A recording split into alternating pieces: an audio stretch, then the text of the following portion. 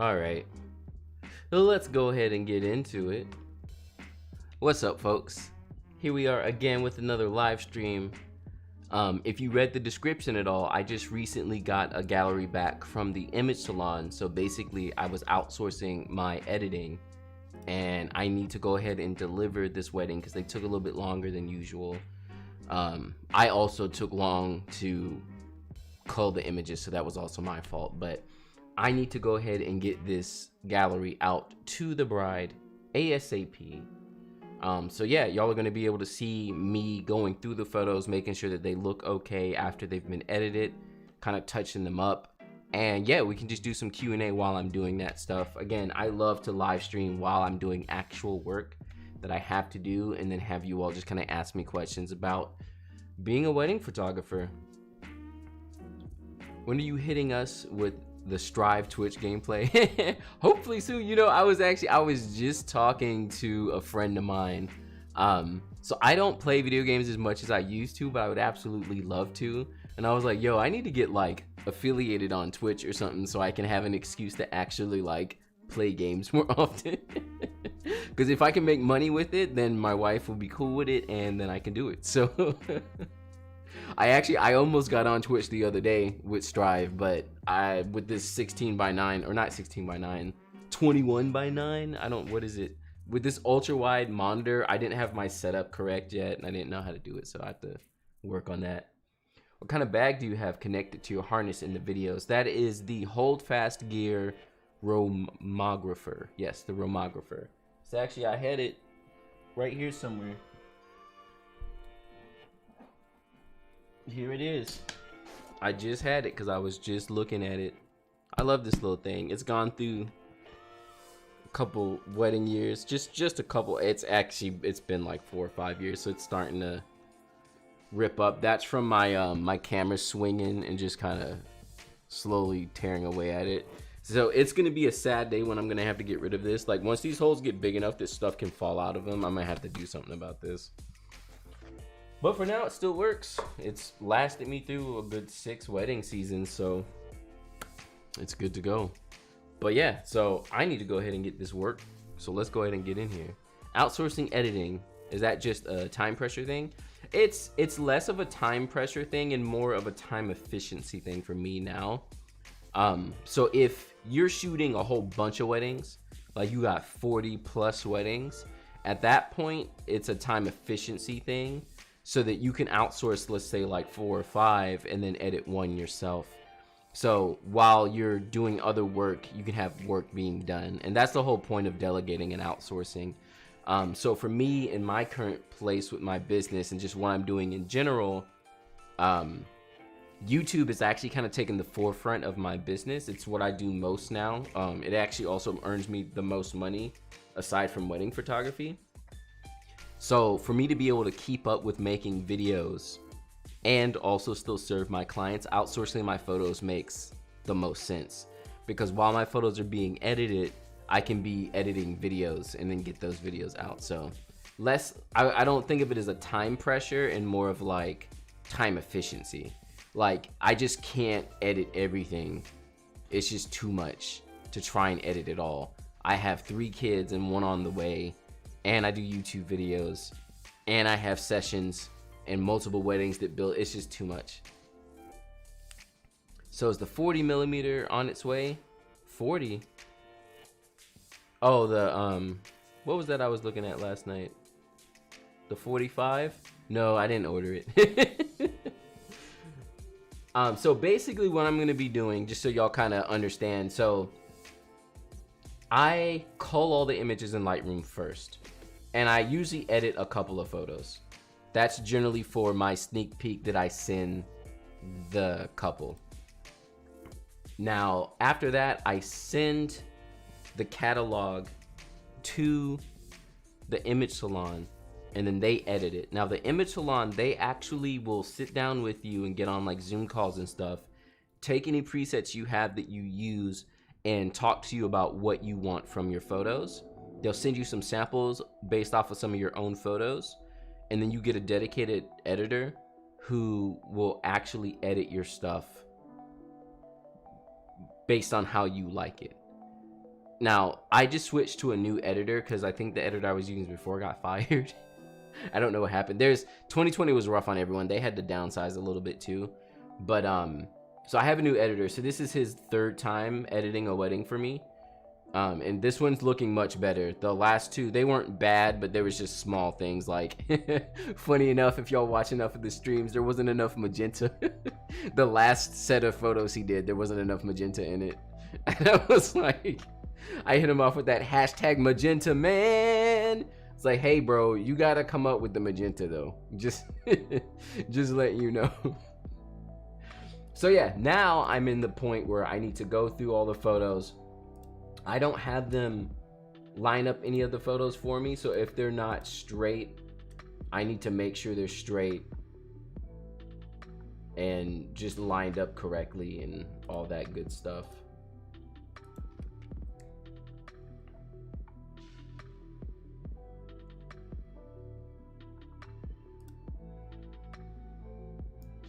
What lens would you recommend for the Fuji X-T2 for portrait?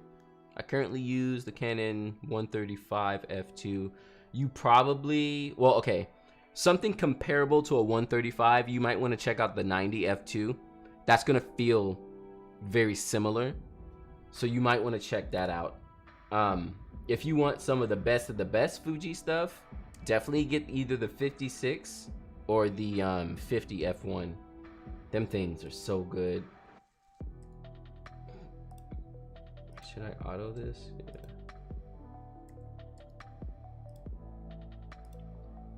Auto's always good if you want it to be like totally flat, if for some reason you didn't pull off. Yeah, these are looking really good comparative to some of the other edits he's done in the past.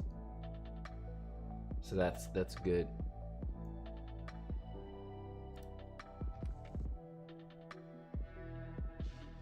I'm getting to the point where I need to get an editor. Struggling. Yeah, try out the image salon. I've been happy with them. I've been using them. How long has it been now? It's only been a couple of years because I only really just started outsourcing. Oh no, oh no. Okay, Lightroom obviously has no idea what it's doing. Yeah, so far, looking at the gallery, and I haven't gone through extensively, but the main thing that's standing out to me is that a lot of these photos are a little too hot. He has me on the like too much bright and airy. I do like my photos brighter-ish, but this is like borderline too much. Yeah, like some of these, it's just too much exposure.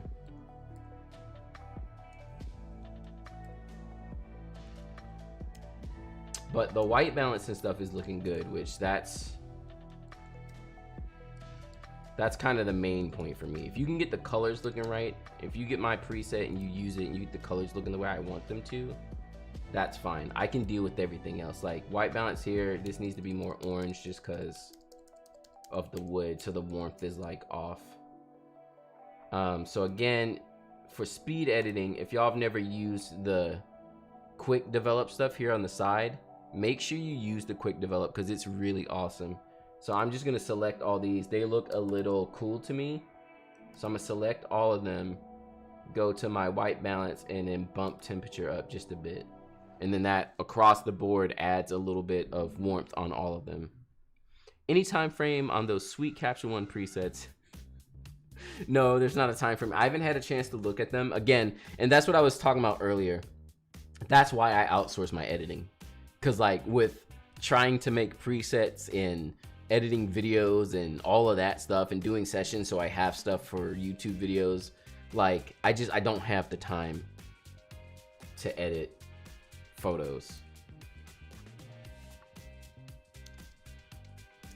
That still wasn't warm enough, so I'm gonna hit it off one more time with the temperature. Which Fuji camera and lens should I buy on a budget? I'm a big fan of the X-T30. So I would say check that one out and see how you feel about it. as far as lenses, go ahead and go with the f2 lenses, so like the 23 f2, 35 f2. I actually use those now for weddings, and I think they're great lenses. Some of them do have a little bit of their downsides, but for the price, they're so good.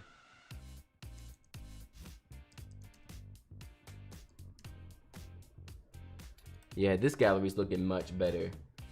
This is like an easier wedding though, in my opinion. The colors are like really standard.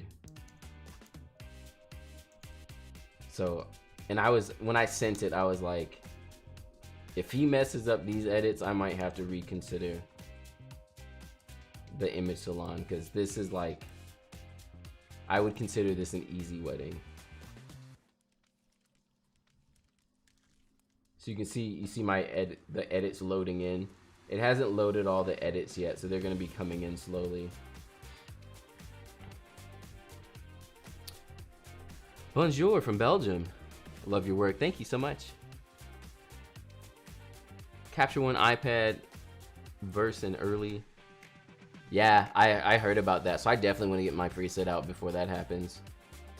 Please re-mention the editing company. It's the Image Salon.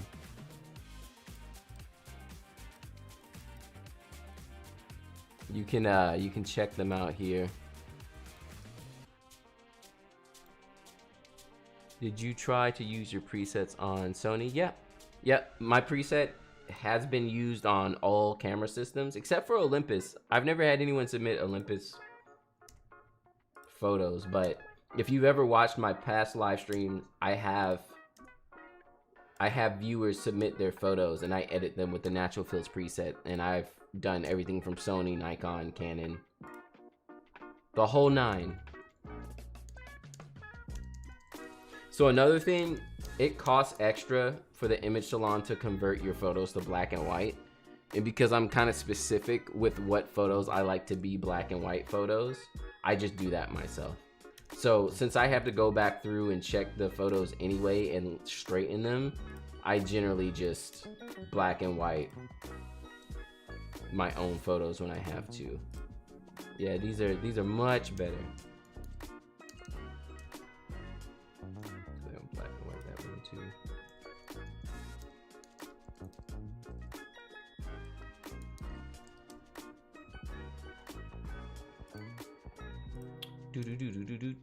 So yeah, now I'm just going through and checking the photos, make sure they look fine to me, and making any last little adjustments that need to be made before I export them.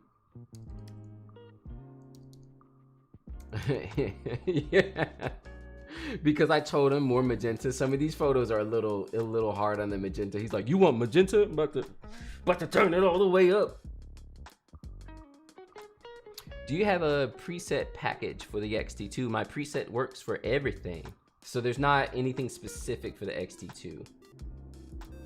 I know, so in my Natural Fills preset pack, you'll notice that there is a version for the X-T3, but that was only because I found in my editing that the X-T3 like always looked different. So to get it to match, I had to change it a little bit. Yeah, he went hard on the magenta. I'm not mad though, because that's what I told him. They were probably in the office like, why does this bro want so much magenta in his photos? They're like, doesn't he know it's too much? These look bad.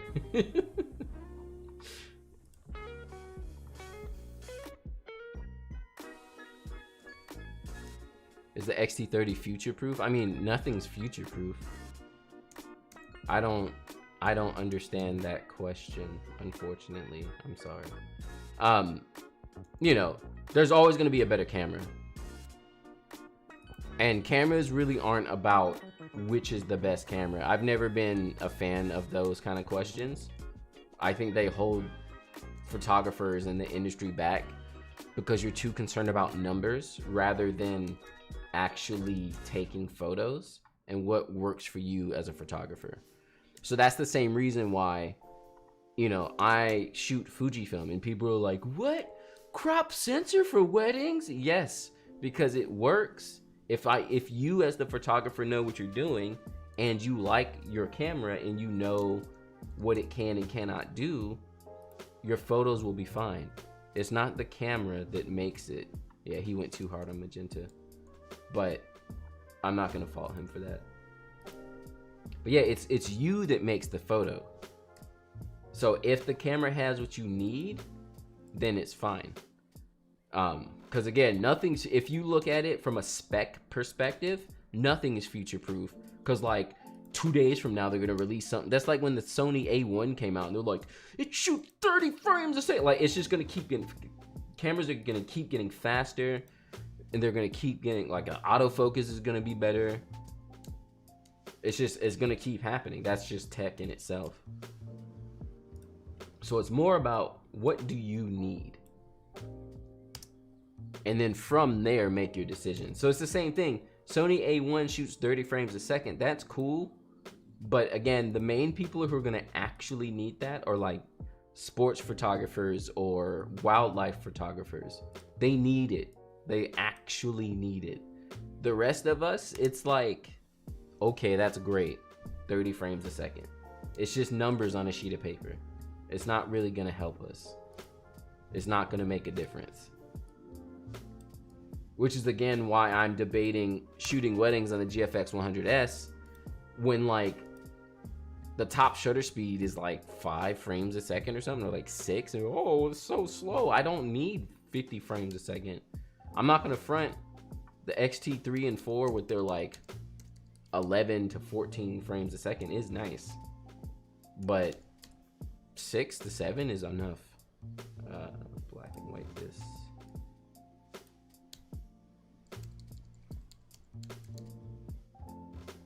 That ends my rant though, I'm sorry. I always go on and on forever about that stuff. I would like to ask, when do you think you release the Capture One? Y'all want the Capture One so bad. I gotta put some time into it. I want to make sure it works correctly before I release it. I don't want y'all to get like a shoddy product. So I've been working my best to get it up to par. It does. I just started shooting with the XT3, and the derivative preset I created based on yours looks tons better. Yeah, I don't know why the XT3 looks different. It always was weird to me that I had to use a specific preset just for the XT3.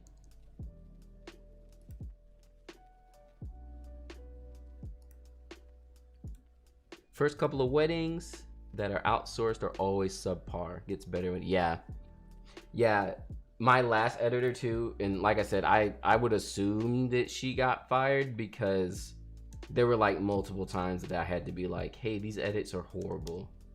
Like, I should just send them, you know, like I should have just edited it myself. And if I was getting that, I'm sure other people were as well, so they probably let her go, unfortunately, when they had to downsize. You know, it's unfortunate. I don't wish that on anyone, but you also gotta be on your A game.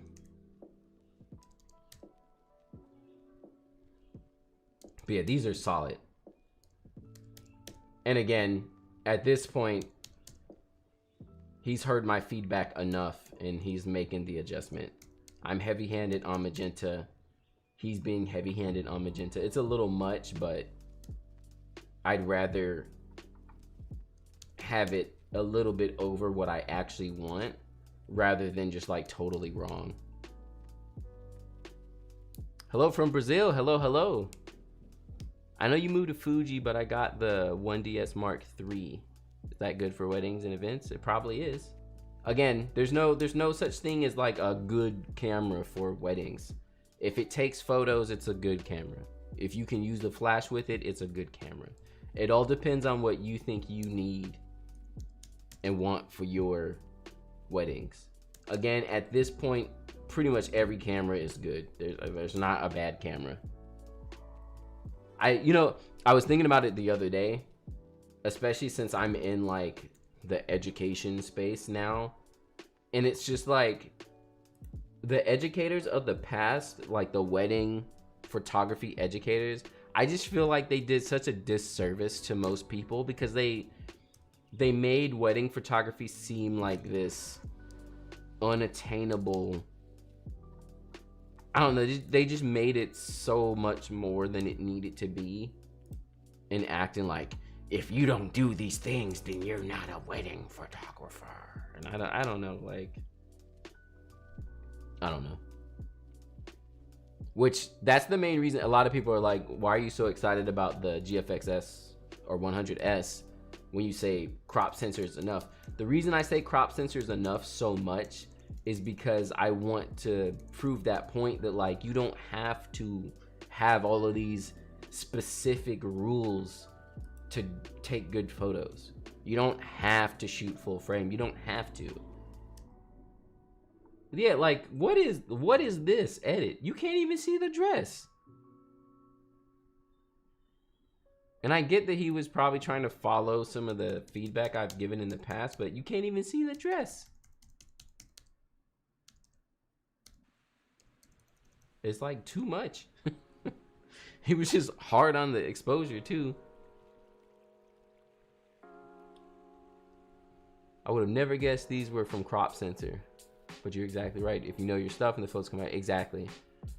Because again, no one's gonna, even other photographers, unless you put two photos side by side and be like, one of these is crop and one isn't. That's the only way you would ever tell. Other than that, you would look at the photos and be like, wow, they're great photos. Thanks for the advice. Should I get a used or a new? A used X-T30 might be good at this point, because it is a little bit of an older camera. So a used one would save you a lot of money. I feel like it'd probably be like $600 to $800, which is pretty good. Got a question. Can a new photographer business have the same name as another photographer business? No. I mean, that's just business. That has nothing to do with photography. You shouldn't be having the same name as someone else. That's just bad business. Also, no one's gonna know who you are. You know? It's bad for your SEO. It's bad for everything. People are gonna search online. They're gonna be like, oh yeah, I'm looking for whoever in so photography, and they'll find the other person, or they won't find you or something.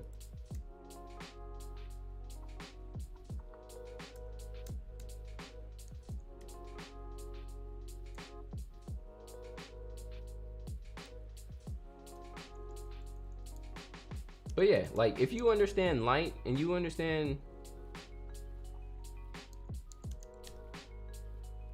you know, taking good photos, like, it doesn't matter what you shoot on. It doesn't matter. That's why, yeah, I will rant forever. Every time I get asked what is a good camera, I rant forever. Cause like, I don't believe in a good camera.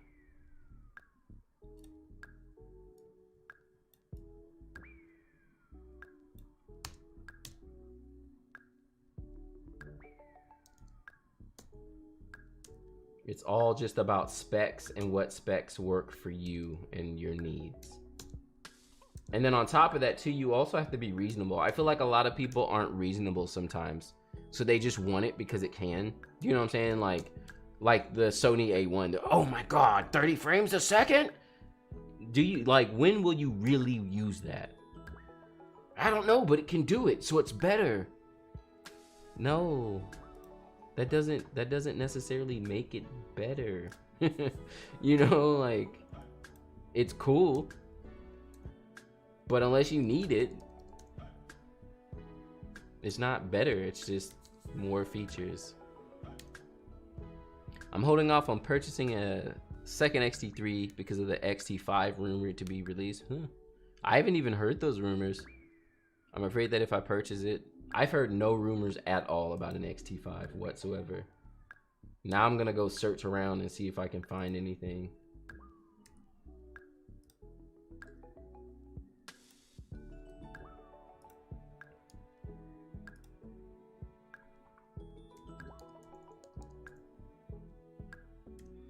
He's getting the magenta right outside though, which is good.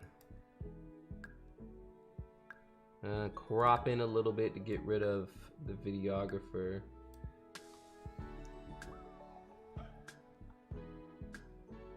Can you shoot full wedding with 35 and 16? It'll be a little rough, but you could do it. You need something longer. You're always gonna need at least one long lens. Some of these photos, so like these photos are good because I had edited one of them for a preview, so he had something to work off of. So it made it much easier for him.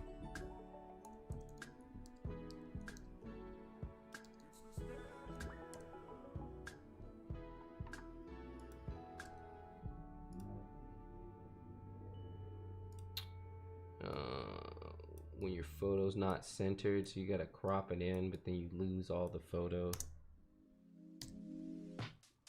That's when I shoot a wedding with the Gfx, I'm just gonna shoot everything wider than I would want it, so I can just crop however I felt like, because I'll have so much resolution. I'll just be like, haha, I'll just crop everything.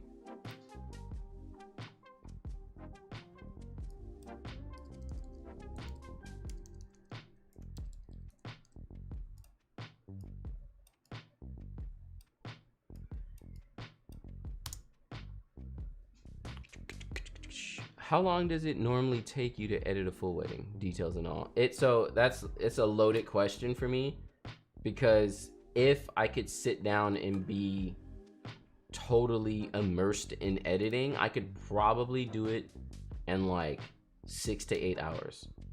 But again, I have a family, I have the YouTube channel, I have a lot of other things, so generally it does take me a couple of weeks, just between me spacing out editing and also just life, because it's not good to be so absorbed in your editing. And yeah, I could probably be better about it, but you gotta balance life.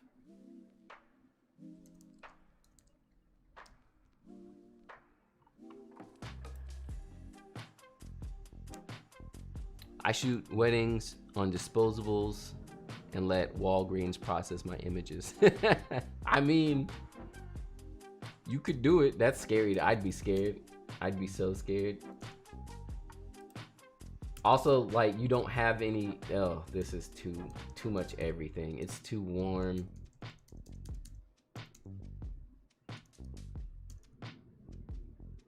Too magenta.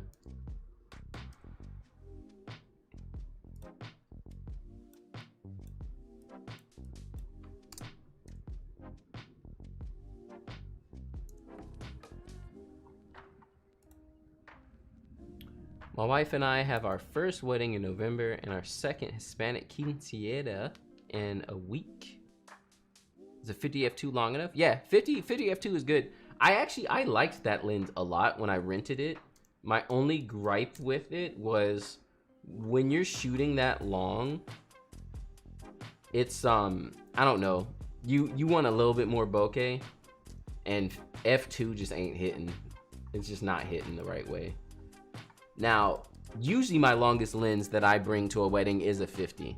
So I'm usually 16, 23, 35, 50. So 50 is my longest lens. So, but remember, it's also gonna depend on your clients. Like, if you have the type of clients who act like, I don't wanna see my photographer at the wedding, then you probably want longer lenses. I don't like working with those type of people. I wanna be a part of your wedding. So I vet all my couples first before I actually work with them. And that way I can tell if they're the type who are like, I don't want to see my photographer at all. And then I can be like, I'm not the photographer for you, because I shoot fairly wide. So like, you know, a 50, you're going to be pretty close to the action most of the time. And that's more of a new age photographer thing too. Like the old school general photographers, like the back in the day, the photographers I was talking about, I think they did a disservice of how they taught. That's your 24 to 70, 70 to 200 photographers. And they're like, when you shoot a wedding, you have to have this gear. This is the gear you have to have. You have to have a Canon 5D Mark III and a 24 to 70 and a 70 to 200 and the 100 macro for the ring shot. And you have to have this flash and these flashes and 4 off-camera flashes. You don't have to have all that.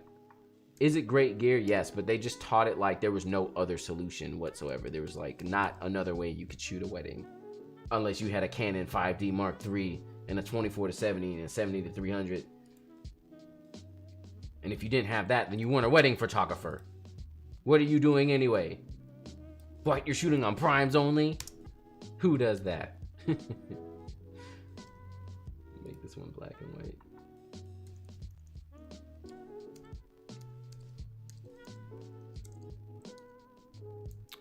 Hey John, I'm shooting my first ever wedding next year at night with a crop sensor camera, micro four thirds. Ooh.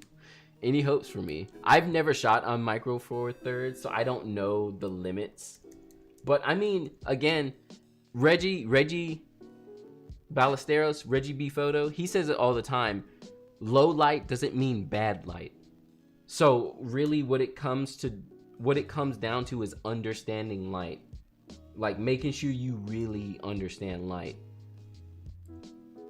Why did he edit this? I edited this photo and it was a black and white. Did he over edit my...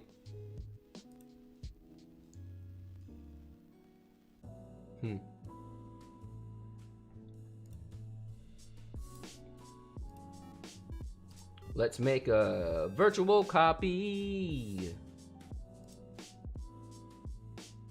Uh-oh. Come on, Lightroom. Do it. Lightroom. Go.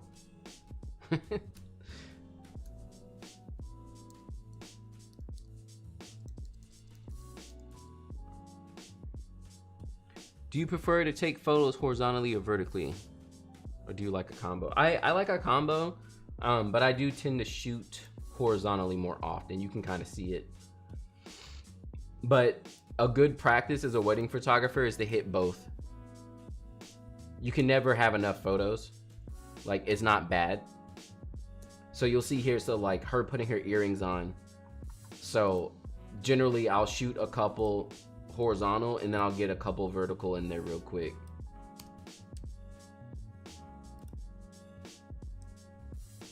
Yeah, these look good. Black and white, this one.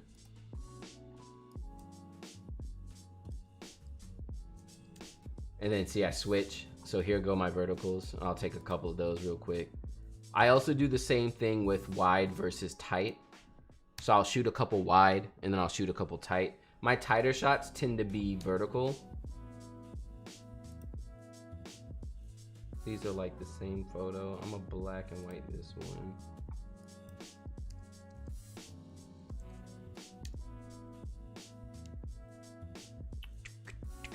Would you consider having a photographer do weddings for you representing your brand? I've thought about it. That's an associate photographer. I have a hard time letting go, but I have thought about it. I've associated for other photographers, so I understand kind of that world and how it works.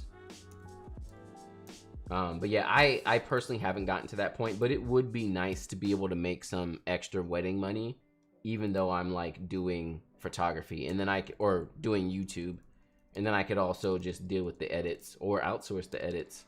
But see, at that point, if I'm getting someone else to shoot a wedding for me and outsourcing it, you know, I would want to pay the person a decent amount. So if I'm paying the person, let's say like $1,000 to $1,500, I have to be charging at least $4,000 to even come away with like a $2,000, like $2,000, right? Because let's say I booked a wedding for $4,000, or my prices start at $5,000 now, so let's do that. So $5,000 minus editing, so we can say like, let's just round up to $400. It's usually not that expensive, but so take $400 out of that, take another $400 out for the album that I usually include, and then take $1,500 out. So that's already like almost $3,000 right there. So yeah, I would come away with $2,000. So I mean, yeah, I would make $2,000 and not have to go anywhere. That would be kind of cool. But I'm very particular. I'd have to really trust the person, and I would need them to shoot very much like me. Like, I would need them to basically try to copy me.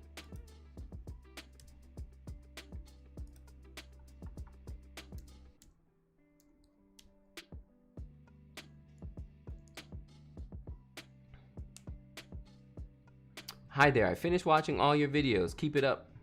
Big fan from Dubai. Thank you so much. Black and white, this one. So usually when I have a lot of shots in the same scene, the ones that are like the winning shots, like this one is so much, I mean, she's not gonna like it because of her arm. They always get picky about that kind of stuff. But as far as facial expressions and emotion, this one is so much better.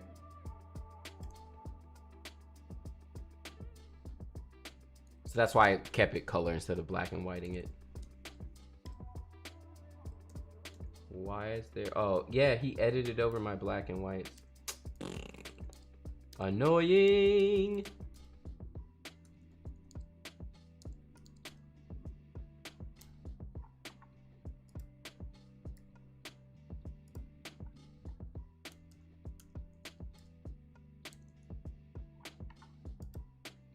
I've actually never had them edit over my black and whites before. They usually leave your edits alone and just use them as reference, so I don't know what happened this time. We've done their proposal, maternity, newborn, and their engagements, bridal, and wedding. I hope they like us at the wedding and not disappear. Any recommendations on how to find your genre and style of photography? I follow way too many people with different styles and can't decide. So when I started, I kind of just did as much as I could. I literally just did whatever. I think that's the best way to kind of find your genre of photography, but really pay attention to the process and if you enjoy the process. Like, I found that I just really like doing sessions with people. So that's how I ended up in wedding photography. And it's kind of funny, it makes sense too, because, you know, I worked in customer service for like 10 years.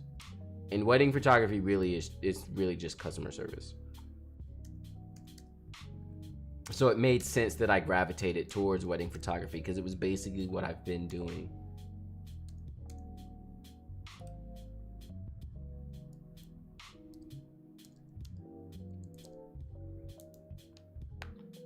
How do you know when to start a photography business? It really just comes down to if you want the money and if you feel like you can handle the job, really. That's kind of how I started. Like, there was nothing special. I needed more money and my wife was like, you should start a business. And I was like, okay, cool, I'll give it a try. And actually, so what happened with me, I had a business before photography doing audio editing. And when I started that, I had the mentality of having to be the guy who pays the dues. So it's like, you got to do free work to be able to get more work and to build your portfolio. And that's just not, it's not. Now, there's nothing wrong with doing free work, but you have to want it. You have to be the one to decide it, not someone coming to you like, hey, John, can you do this thing for free? No, I can't. Unless it's something I really think should be done for free. So when I started photography, instead of approaching everything like, oh, I gotta do free work to build my portfolio, I promised myself that I was gonna get paid for like everything I did. And I did, even if it was like 50 bucks. It was more so the mentality of the process where it was like, someone is going to pay me. And since I started out like that, that's what really made it a business.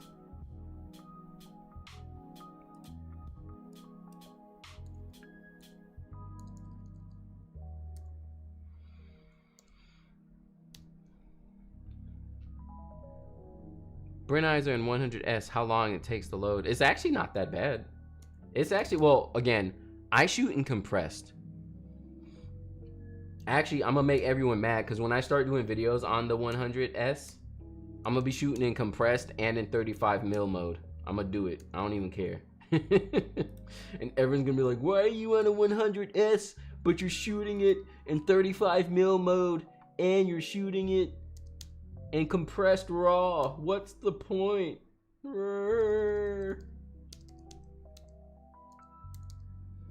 Yeah, it's like the photos that needed to be bright aren't, and then all the other photos were like overexposed.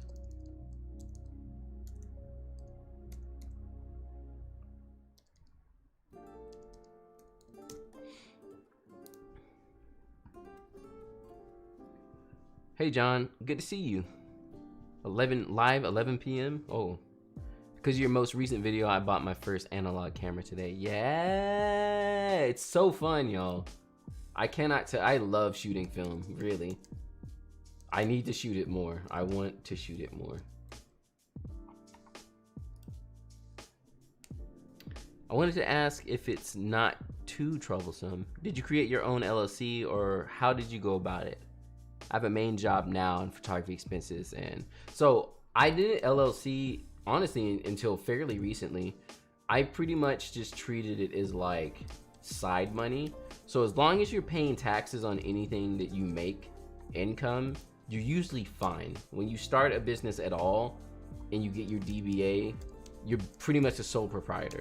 Now again, I'm not a tax official or a law person, so don't take everything 100%, like go look it up from someone else, but pretty much you're fine to do that. Everything comes down to make sure you pay your taxes. That's the main always. If you're taking money from people, you need to pay your taxes. And so yeah, you're pretty much a sole proprietor up front if you're taking money from people. I LLC'd once I started making like lots of money. Like once you start getting up to that 50K, 100K range of income, like gross, you probably should LLC. But before then, yeah, you can just be a sole proprietor, get a DBA that's doing business as, and then go from there. I think the main more important things is like if you need a business license in your state, insurance is super important. And then make sure you pay your taxes. That's pretty much like where you can start. And then if you want to start getting more serious and be an LLC and all that stuff, I don't like, if you're just a person and you have a camera and you're like, I'm gonna take some photos and make some money, I wouldn't say to just out the gate LLC. But if you're really like, I want to make a business and I want to grow the business and I want it to be this thing, then maybe you should go ahead and LLC out the gate. 100K subs soon. Let's get it. Yeah, get all your friends up in here, sub to the channel. I'm assuming it should be happening sometime in August. I'm gonna be dropping my next full wedding day video hopefully soon. I'm just about done with the main footage editing, so now I got to go back and relay over some like talking head sections just to lead into the parts of the wedding day, and then I also have to go in and record in all my voiceovers, and then it'll be done. So I'm hoping to get that out pretty much at the start of August, and that will kick me to 100K. Those full wedding day videos usually bring in a lot of subs. Is this the same photo? Did they like double up my... Okay, did I cull it like this? I'm like so lost.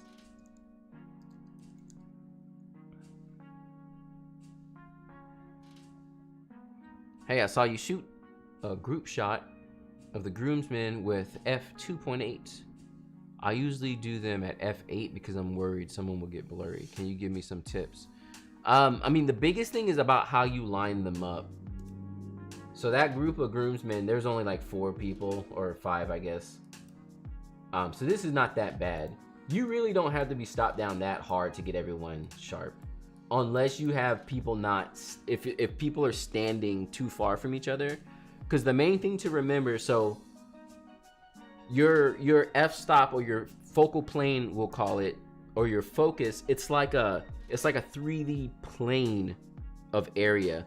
And the shallower the depth of field, or the lower the f-stop, the smaller that area gets of where the focus is. You get me? It's like a 3D, like, so when you're at f8, you're widening how deep the focus can actually be. That's just how I like to think of it. So I mean, and this is the lens. The 20, is this no, this is the 50. Is he? So he's a little, but this looks like it might actually be, it's either the lens or it's camera shake. But yeah, I'm at 3.2 and everyone's pretty much good to go. because they're standing. So he's standing a little bit forward compared to everyone, but he's not much more forward to them. But yeah, keep your line straight. People will always, when you line people up and be like, okay, group shots, the first thing they'll do is get in a bowed line. Don't let them do that. Even when it's a large amount of people, don't let them bow out. Use the wider lens, but people will automatically try and make the line all bowed like that. Tell them like, no, make a straight line, especially when it's like 4 people like this. Make a straight line. That will keep everything in focus. Because again, your focus area is like a plane of field. It goes across your photo, and then it gets deeper if your f-stop is higher. How do you manage to get all your pictures at the same temperature? Because when I edit my photos, I use my own preset and make the images a bit warmer. However, the results. Are you shooting an auto white balance? I don't know if it's like a Fujifilm thing. There's no way it's just because it's Fujifilm, but generally my white balance is usually pretty good. Now, if you're having problems where your camera is like choosing white balance all over the place, you probably should shoot in Kelvin. That's how you can 100% guarantee it's going to be exactly how you want it to be, so you can edit it easier.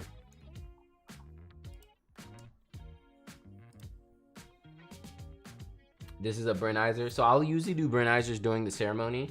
I do this pretty much up front. So bride walks in, we get those photos, we get photos of the groom crying or whatever. They line up, they start the ceremony. I take a couple of wide shots. You can even see it with how I culled the photos. You know, I got her walking in. This is her sister. Sister's in her feels. Her walking in. Here's the groom and stuff. There's everyone. Here's a shot from the back. Here's a wide shot.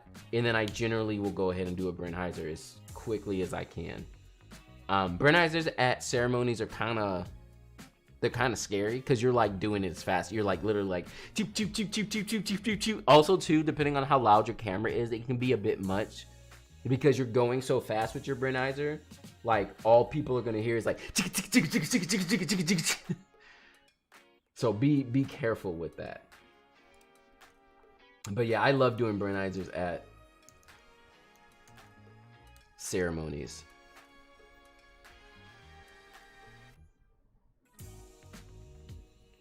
Can you do weddings with Fuji JPEGs only? Yeah, Fuji JPEGs look amazing. I would highly recommend, if you were gonna try, to shoot in both JPEG and RAW just in case.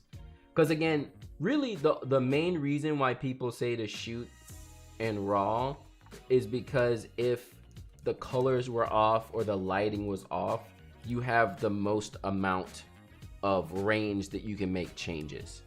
That's, again, it's one of those things that like people listen to someone teaching, but they don't get the point. So everyone's like, oh, don't shoot JPEG.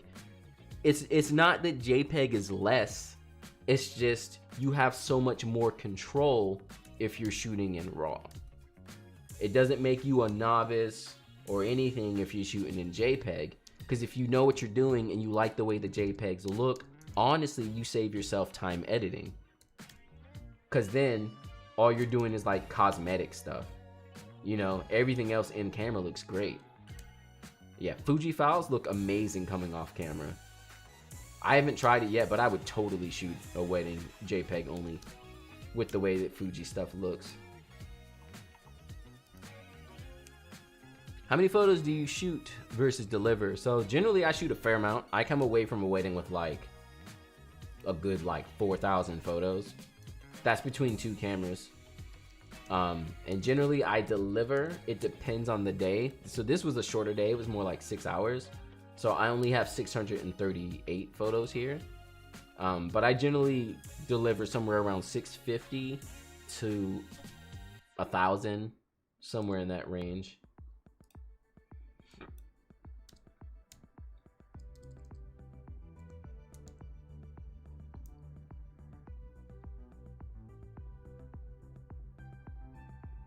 So do you suggest not to LLC at the beginning?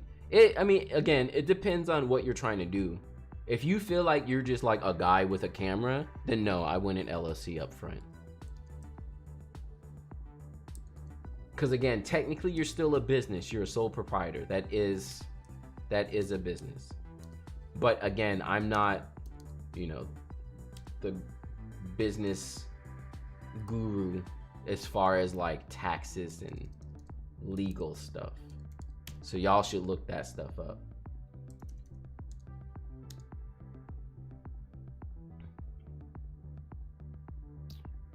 Do you have a rule for choosing color versus black and white photos? So generally I like close-ups. Close-ups will always be my black and whites. Also emotion will dictate black and white for me. So yeah, you see like this one I just liked, and I had like a couple of them, so I wanted one in black and white. But here's a close-up again. Here's kind of emotion. There's a shot later, which he probably he totally edited over my stuff, didn't he? Let's see when it loads. Please tell me you didn't do it. Ah, he did it. Why? Why? Okay, well, so like this shot's cool and all, right? It's a cool shot, it's whatever. But black and white? Ah, look at that. Look at that emotion. It makes it feel so much different. So yeah, it's usually close-ups and feeling that dictate color of black and white for me. I'm so mad.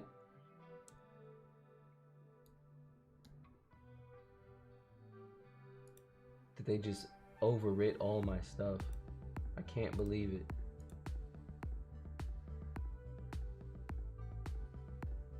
I can't believe it.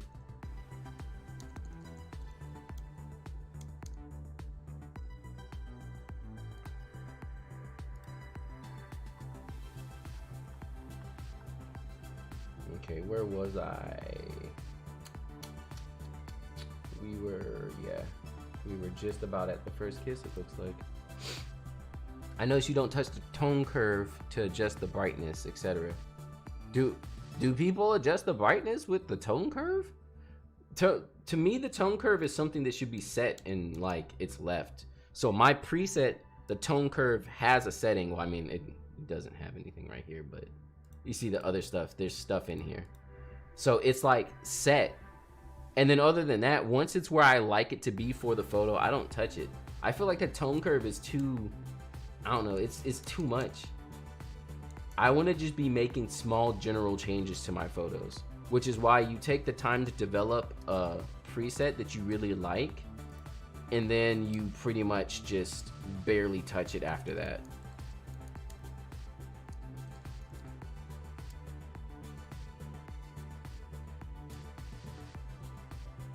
This shot was so good. I'm so glad this turned out the way it did.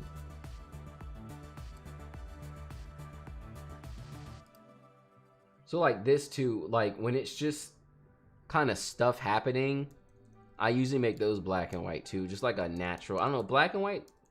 And I think it's because we're so used to seeing like street photography in black and white. So when it's just kind of like a natural, candid something happening, I tend to like those in black and white as well.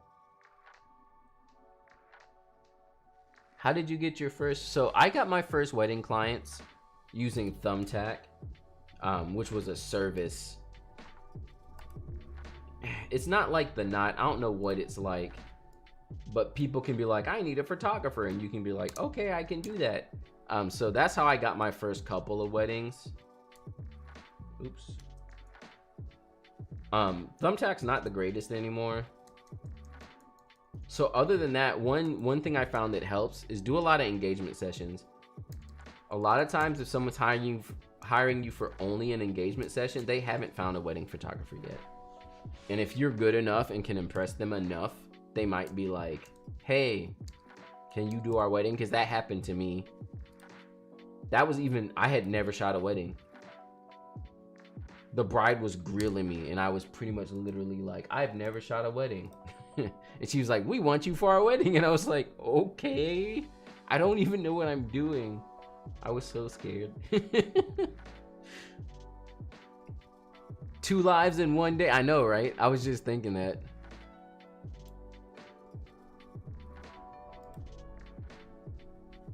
Oh man, I'm so behind on the chat. I'm sorry, y'all.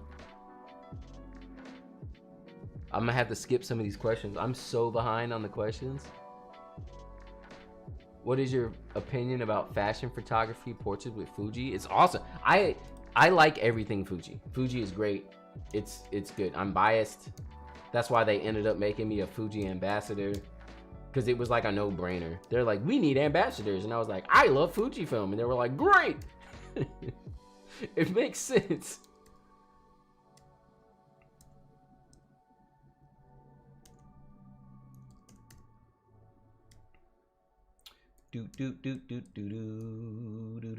These look pretty good.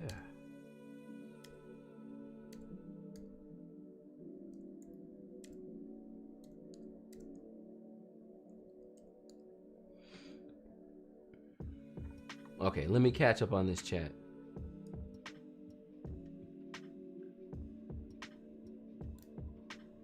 I don't know, I think some pics call for the edit style. I agree.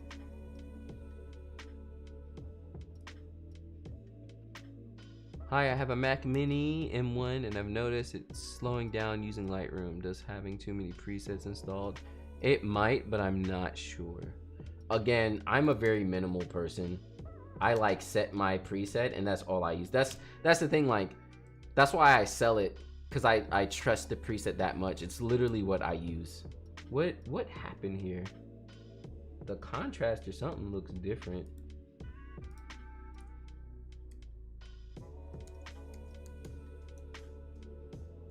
I have a hard time. I try to get people to interact with each other. I hate when people do this.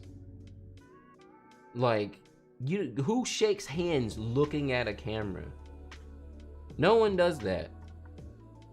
You know, unless you're like a politician and you're taking the photo so that people can see it. And you shake hands, you look at each other. I be trying to get people to do natural things. This is not natural, bro. I'm like, okay, y'all hug each other, and they be like trying to look at me while they hug. No, hug each other. You know, like, just interact with each other, not me.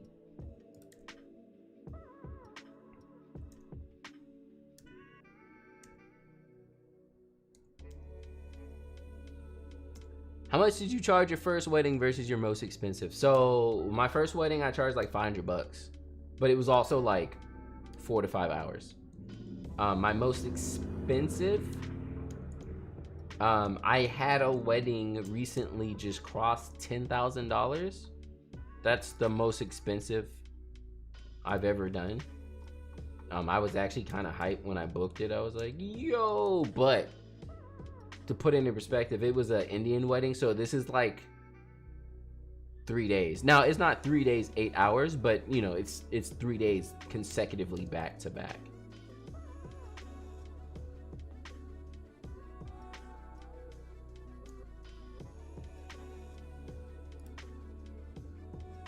What do you normally wear?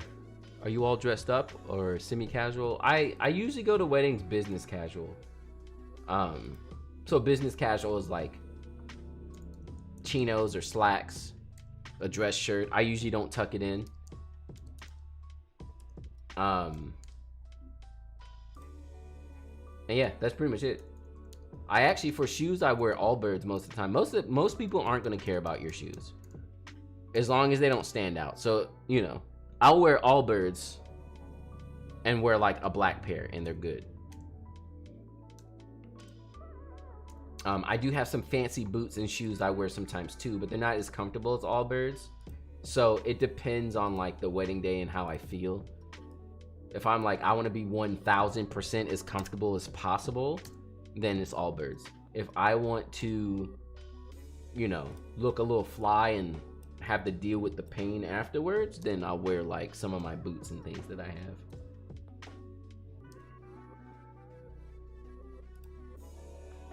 Let me black and white the other one.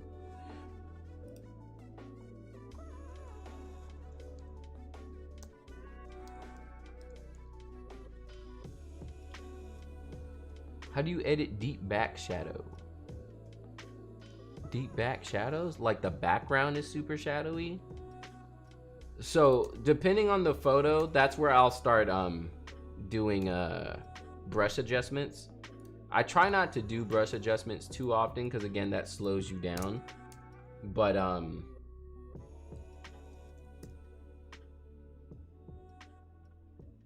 yeah, it's brush adjustments. I'd have to show you an example, which I don't know if I have any. Hello from Mozambique. Hello, hello. My lowest was 300 versus 2K now. That's good. That's a good change. Yeah, I just recently raised away from 2,000 up to around 5. So I actually don't like these type of photos where everyone's walking holding hand. I can't stand that shot. That was the videographer, and you know, big tip, if you have a videographer or someone else who's doing poses you don't like, at least take the photo, because you never know if the couple's gonna come back or the bride's gonna be like, hey, you remember when we were doing this one thing? You're like, when y'all were doing that stupidness that I don't like. They'll ask you for it, you know, they'll be like, it was so good, is there a picture? And because you were like, well, I don't take pictures of this, then you're gonna be screwed, because you're not gonna have at least a picture even though it's not your style. You know, you should always shoot for your style, but just get the pictures. You know, you can deliver those and just not show them on your website.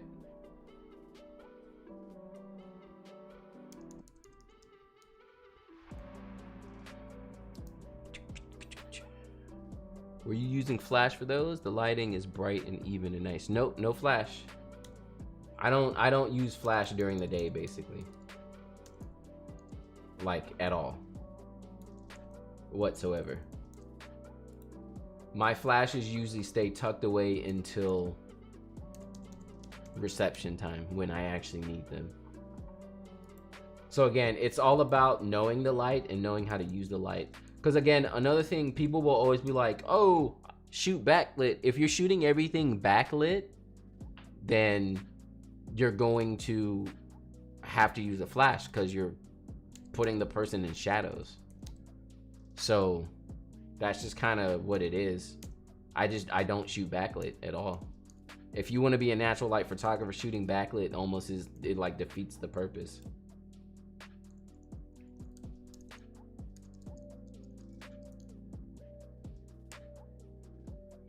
Do you hate seeing yourself in reflection mirrors? Yeah, it's the worst. It always happens when you're like using flash, especially at night. It's super annoying. Yeah, they overwrit all my edits. I had a bunch of black and white photos in there. Skin tone is very red. I like magenta. My skin tones tend to be a little reddish.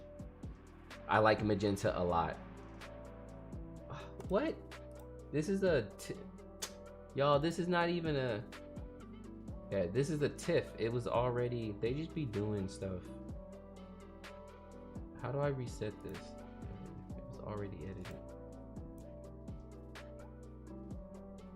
It was prep ceremony and tiny reception. I did my first 5 weddings below the mark of 500. Yeah, and I mean that's pretty general depending on where you're starting.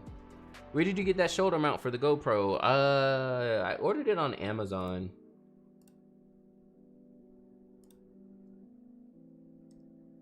I can't even remember, but it was just like a cheap little, like, you know, like it was for like backpacks.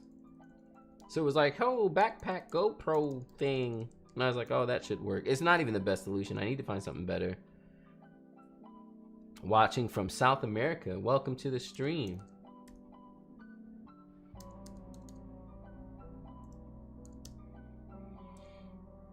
Okay, so I don't need that one. I removed a person from the photo.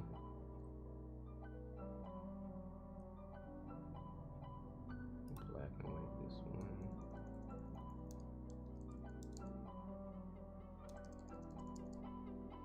I guess I can crop in. I don't know if I can crop that person out without losing too much.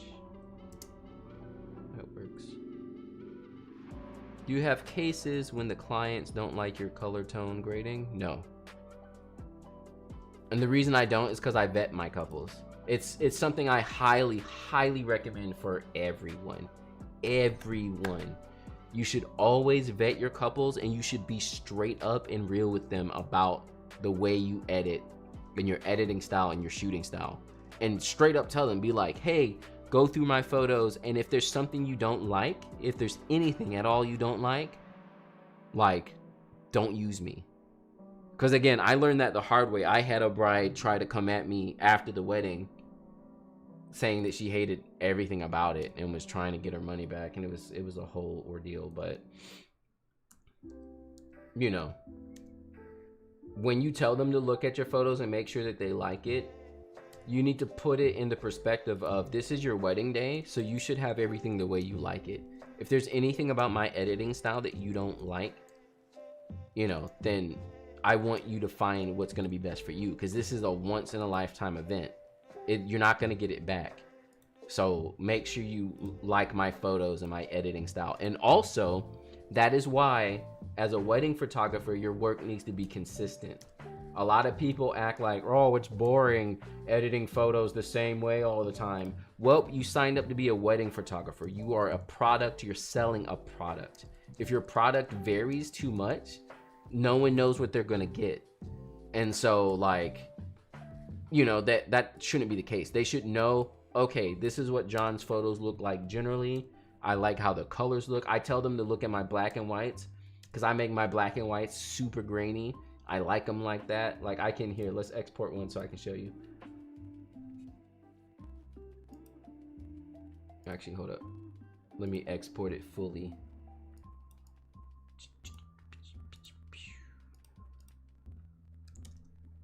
So again, I do my sharpening on the JPEG stage. So I export my photo. There's no sharpening in Lightroom.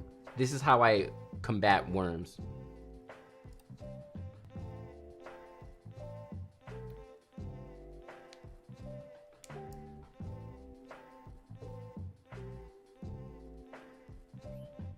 Good to know. I usually mount mine on top of the camera, but as soon as I turn on my camera. True. Oh, it's so big. Why is it so big?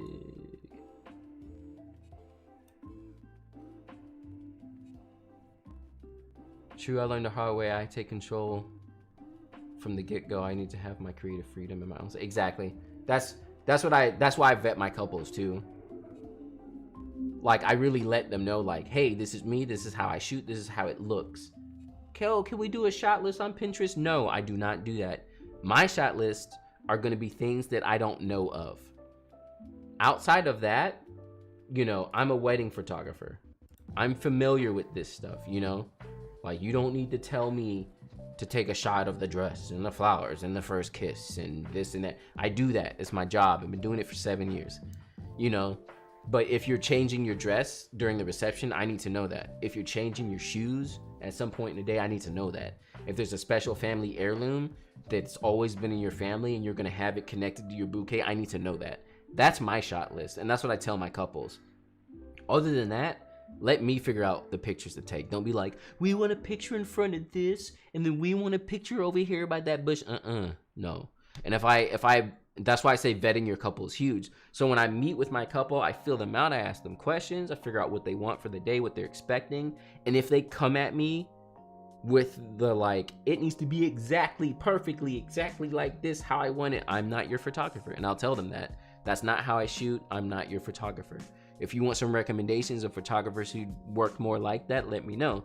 And there's nothing wrong with that, it's business. Everyone always gets their feelings all like bundled up and everything. It's business. It's better for them and it's better for you. If they don't like your style, don't try to win the client just because you want to make money, because you will deal with a huger headache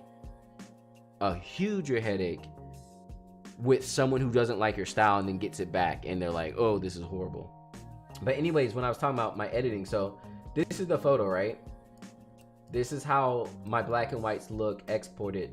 But then I add this sharpening and grain preset I made, and like, look at that. It's like film grain. It's just grainy everywhere. I like that. That's how my black and whites look. So I tell couples, if you see this and you're like, why does it look like these dots everywhere? Then I'm probably not your photographer. And that's okay. You know, I tell them that straight up, like, I'm not for you, and that's okay. Let's find you someone else. Because I want you to be happy. And again, always make sure that you talk to your couple in a positive way. Always be Never be negative. Don't be like, oh, you don't like my edits? Well, go find someone else. Like, no. It's more like, I want you to be happy with your wedding day. This is your wedding day. You should be totally happy with what you get from it. And if you don't like my stuff, I want you to be happy. And if you put it like that too, people are like, oh, John's so nice. Thank you so much. And then they don't book me, and that's cool. Honestly, I'm at the point now where I don't even care. If you don't book me, that's just the day I have off. You know what I'm saying? Like,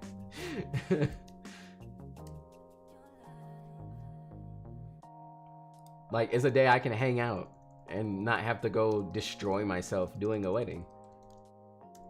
And then you get the wedding photographer you want, and everybody's happy. I export with Topaz Sharpen AI to combat the worms. Thanks for the tips. How many pictures do you deliver at average? It's usually around average 650. It ranges between 600 and like 1,000. Dude, my last wedding never sent me a program. It was so stressful. I mean, I can wing it and whatnot, but yeah, that's, I write my timelines. I always write a timeline for the wedding day for that exact reason. After my first like 2 to 3 years, I got tired of like always trying to figure out what was happening. So now I basically tell the couples. And if they have a planner, I still write a timeline. I call it the photographer's timeline. There's like always a timeline coming from my end.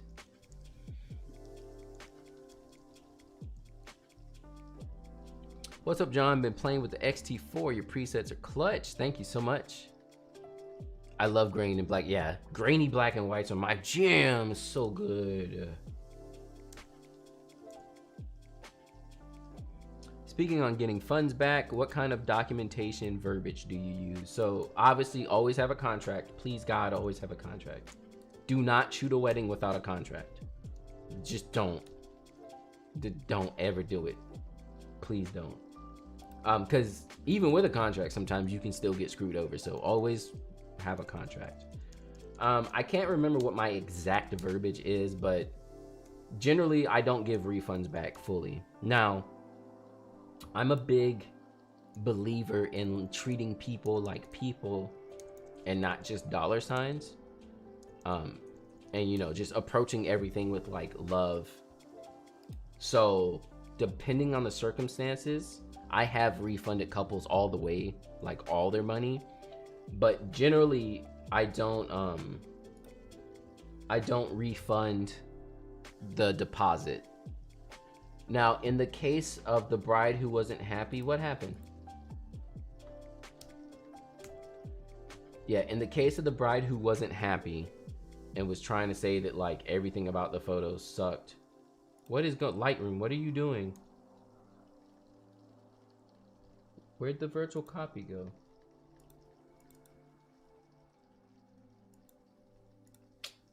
What? Why is it way over here? I'm so lost. Okay, hold on. This is what happened? One of two, but where's the other one? Is it doing that new stupidness where it stacks everything?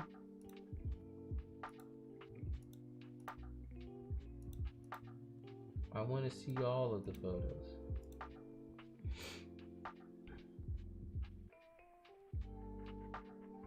What kind of contract? I mean, just a general photography contract that says what they're getting, you know, what they're paying for.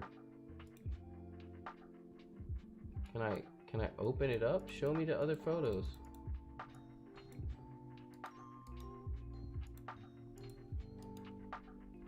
Group into stack, unstack, split stack. Okay. Thanks, Lightroom. But yeah, it's just a general contract that says like, here's what you're paying for, here's what you're getting. You know, you're paying me a deposit. The deposit's non-refundable. You know, just general stuff like that. But yeah, basically a lot of the verbiage too is like, hey, I edit the way I edit. I always edit like that. You know, we don't give refunds for like random stuff.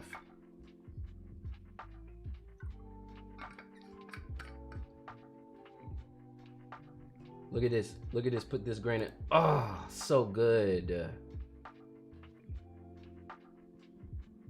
So good. So grainy. So good. Love it so much.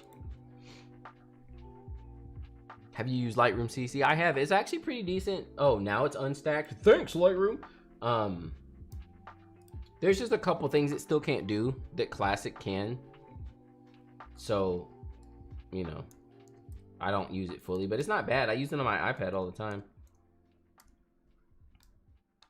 Need a new drive, memory getting full. Any recommendations? I don't use external hard drives enough. I do use G Drive, so I have a custom built PC. That's also a Mac, so a Hackintosh. So I just put hard drives in there, which is why I don't have any recommendations, but I've been a fan of G Drive always.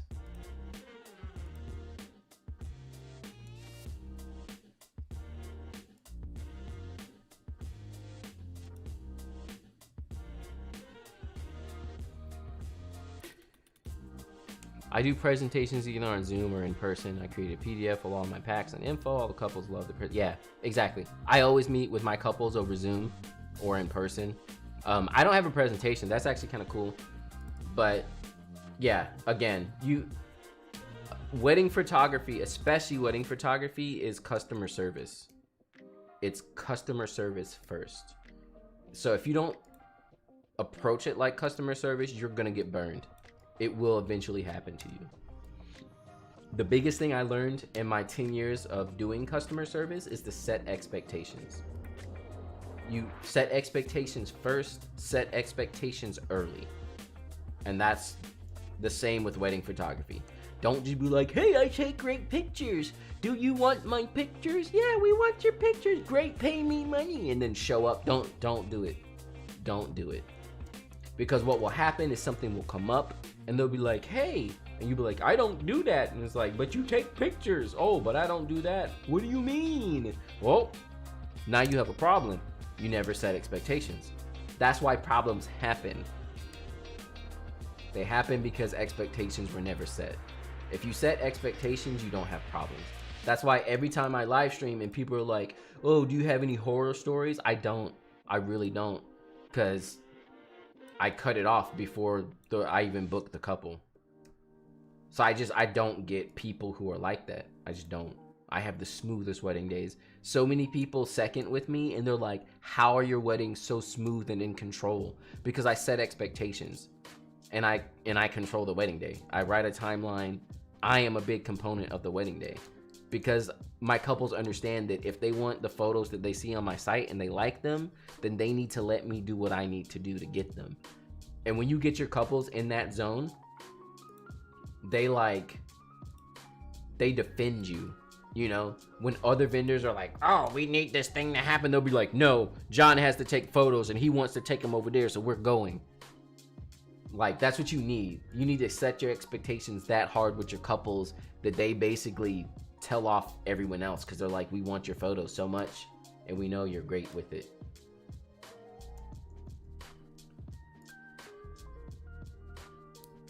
Just purchase your preset pack. Looking forward to trying it out. Awesome. Thank you.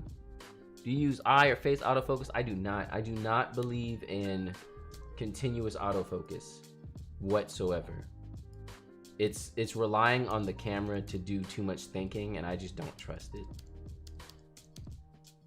So no, I do single point focus. And I use old school, tried and true focus and recompose. It works, so there's no point in changing it.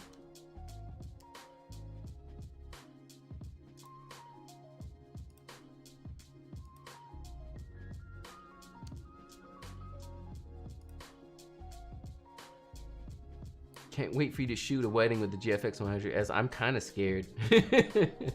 Because again, it's like, it's such a massive camera and it's so much slower that I'm just like worried. I shot a small elopement with it already. Well, with the 100, the GFX 100, and it did pretty well. So I'm thinking the 100S is gonna be able to handle it. It's just, I'm scared. And you know, again, that's not something that you play around with. Like, you can't go back to your couple and be like, well, I missed the first kiss because I was using a new camera, and the new camera is a little bit slower because it's higher resolution, but I thought it would be a great idea to try, you know, like, no one cares. That's why, oh, you have to shoot full frame. Your clients don't care. They don't.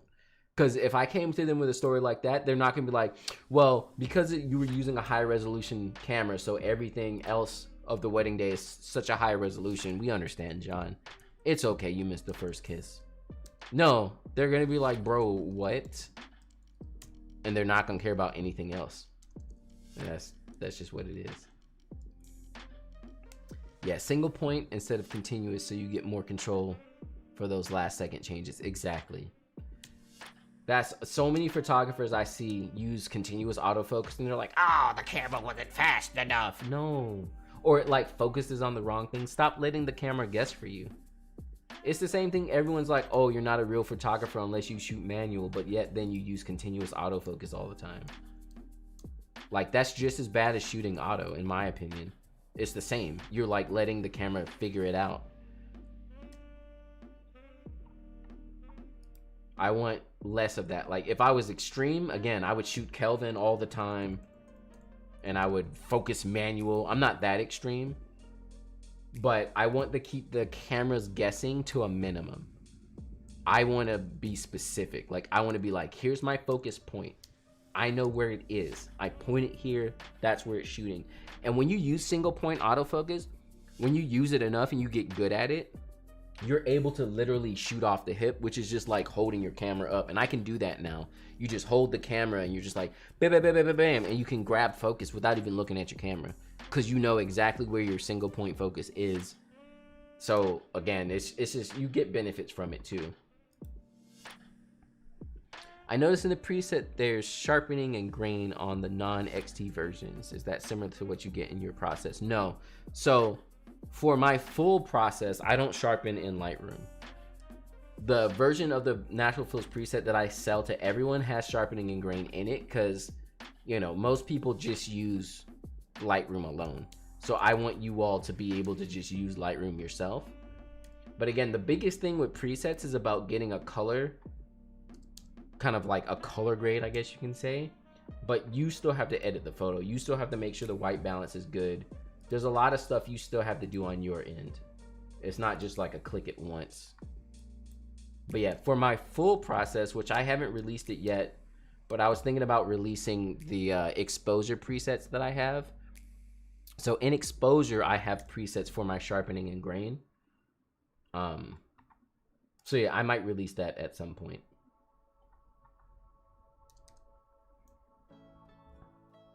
What lens did you get with your GFX? I got the 110 f2. I wish I had something wider. That's why yesterday I was looking at the 45 f2.8, because that's technically like a 35. I tend to shoot wider, so I only got the 110 because I used it before, and that thing is so good.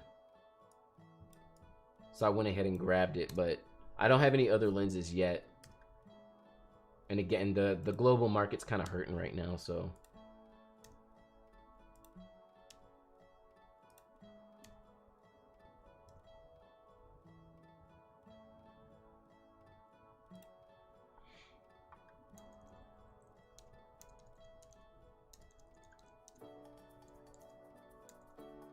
This song always annoys me for some reason.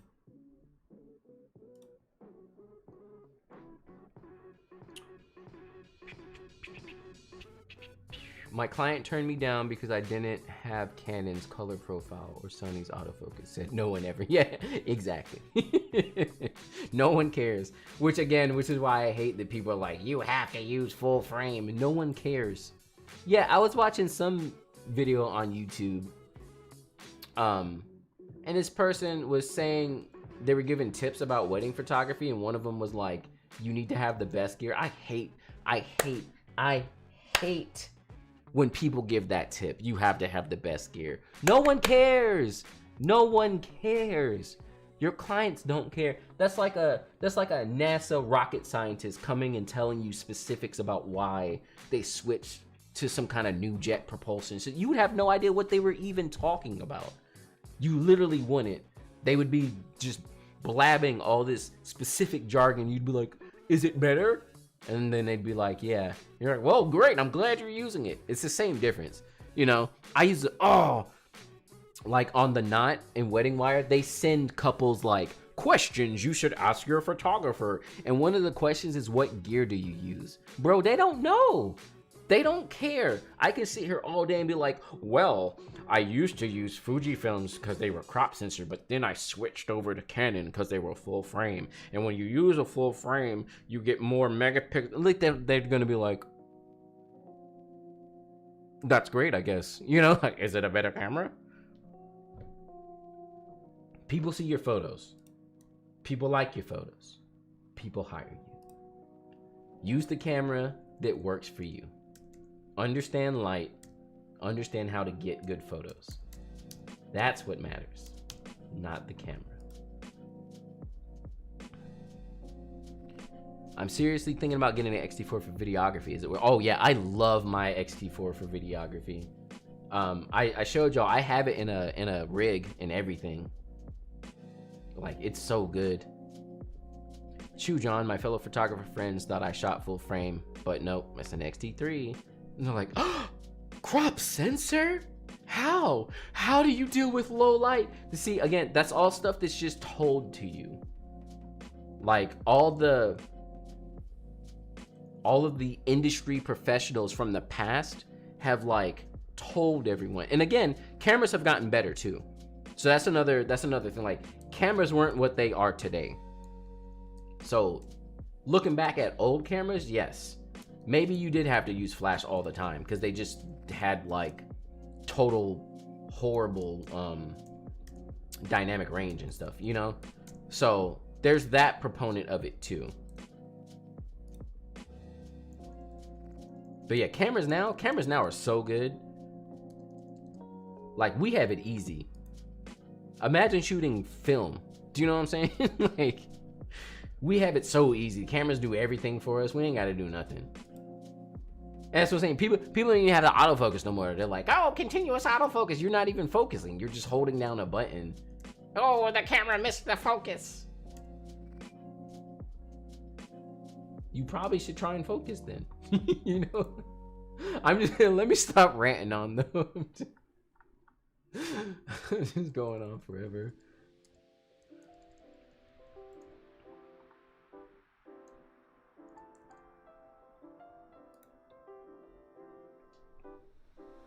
Too long have I listened to needing to get expensive gear.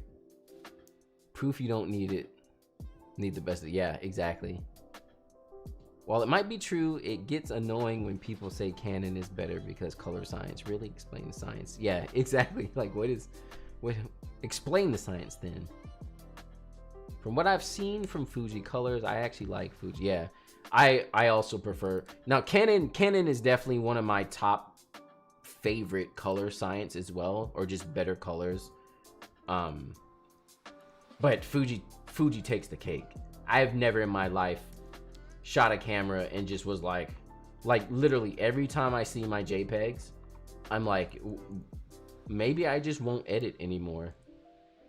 You know, like, I literally think I come home and I'm like, I could save myself hours. I wouldn't have to outsource. I would just come home, line up the photos, make sure the exposure was good, call it a day.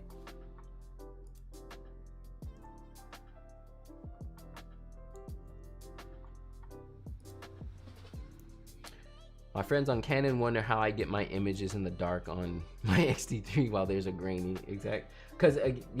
Because they don't understand light. They're just depending on the camera to do it. And by doing that, they're realizing that, like, they're not getting it. That's like, I had a second photographer, and when we were at the reception, and she had like a Mark III, like a 5D Mark III or something, she didn't use flash. She just cranked her ISO up to like 5,000. So I got back home with the photos like, what are you doing? Like, yes, okay, the cameras have great low light, whatever, and you can shoot it high ISO, but that's not the answer. Like, give me some good light.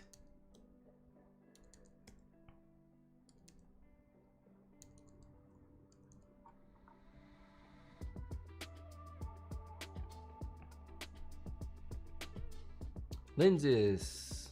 Oh, we got gear. Do you shoot underexposed or overexposed? I tend to shoot correctly exposed. Now, it depends on what you're shooting and where you're shooting, but I tend to always shoot correctly exposed. I don't know if he'll show the before. Yeah.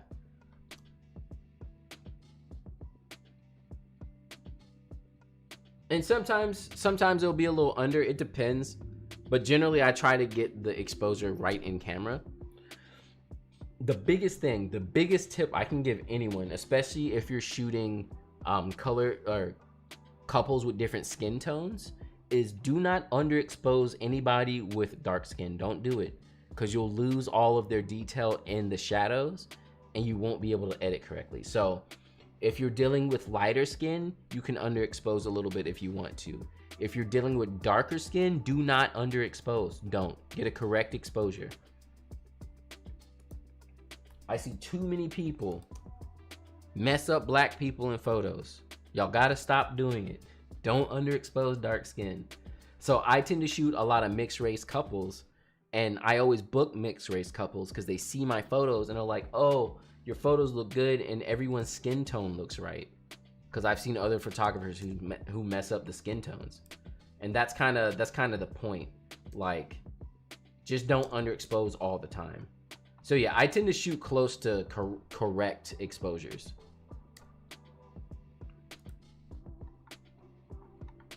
No, Lightroom, that was not correct.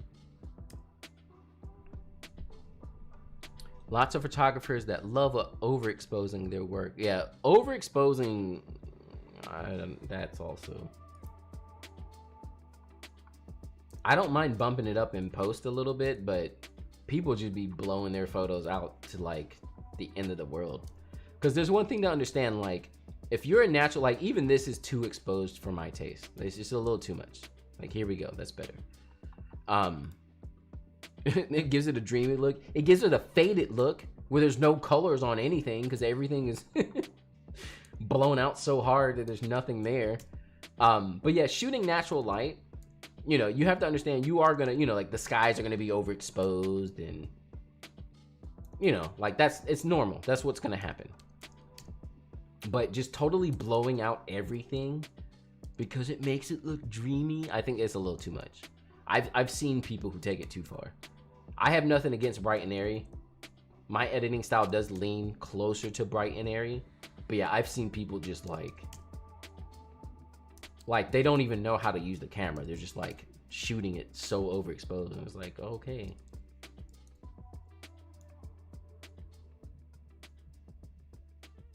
That's a great tip, thanks. My best friends are mixed race couple and was about to ask about this. Awesome. Yeah, if you go on my website, so one thing I talk a lot about is show what you want to shoot. So I subliminally basically market to mixed race couples. Because if you look at all the photos, the main photos on my site, like the hero image on the top, it's all mixed race couples. Like pretty much all of the couples up there are mixed race. So again, if there's something specific you want to shoot, you have to show it on your site. You don't even have to say it. You don't have to be like, I'm an adventure photographer and I want to shoot adventures. Show it. People will get it, and if they're into that, they will book you.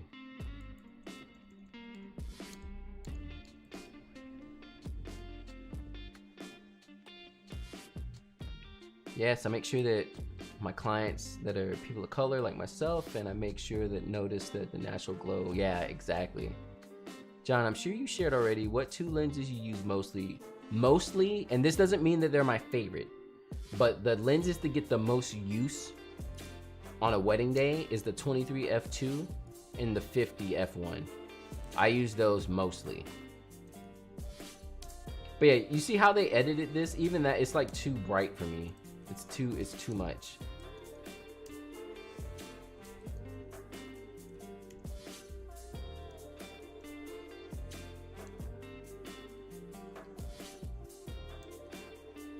Did you use the Natural Fills preset to edit this? Yes, I did.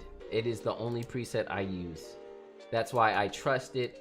and recommend it and sell it. It's not some kind of random thing that I made up. It is literally my preset. Everything on my website is natural fills. Everything you see on my Instagram is natural fills. I don't edit with anything else. It is literally my preset.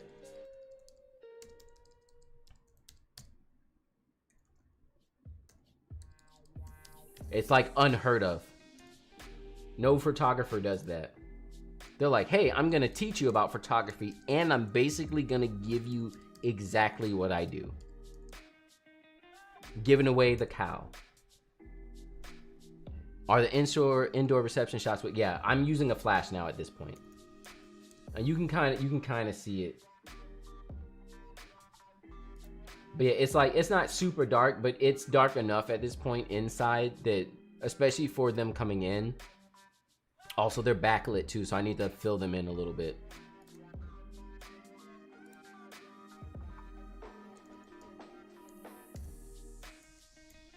I'm so happy I caught the hardest thing. If you ever see a photographer showing off a dip shot, just realize dips are near impossible to get because you never have any idea what way your couple's gonna be facing. And sometimes they dip in like the opposite direction of where you are. It's near impossible to grab good dip shots. Like literally impossible. Because couples do it all the time. They'll be in front of you, but when they dip, they turn like this and then they dip. And then you're like, you turned away from me. Or they'll spin and they'll switch and they'll dip. It's the worst. The worst. So when you get a good one, it's always like, yes, I got both their faces. I got the dip. I got it. This isn't even like my best one. I have like way better dip shots. But they're always like a stroke of luck when you grab them. You're like, yes, it happened. I got it. Do you ever find yourself using, what's that, dynamic range priority while shooting someone? I do not. Is the indoor reception? Yes, this flash. How many strobes you bring with you to each wedding? None. I don't shoot off-camera flash like ever. Like literally 2% of my weddings has off-camera flash. Generally, I always have a flash on my camera. That's it. Just this. Just a little speed light. That's it. I actually don't even own any strobes. I need to buy some. So when I say like 2% of my weddings, I really mean it. What? Oh, okay. I was like, Lightroom. I think these were shot natural light. The 50 f1 is so good. It lets in so much light. It's ridiculous. What are you clicking on the keyboard to adjust exposure? I'm just using up and down on the keyboard. Like the up and down arrow keys. So in Lightroom, if you hover over if you hover over a slider, you can use the keyboard and it'll push it up by like, yeah, you see it going up by 10s. And that's usually what I do because it's like controlled. I like it.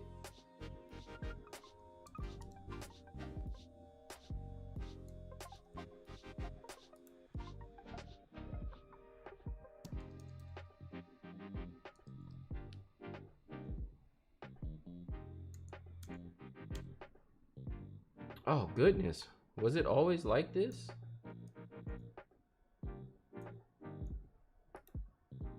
Trying to keep it straight.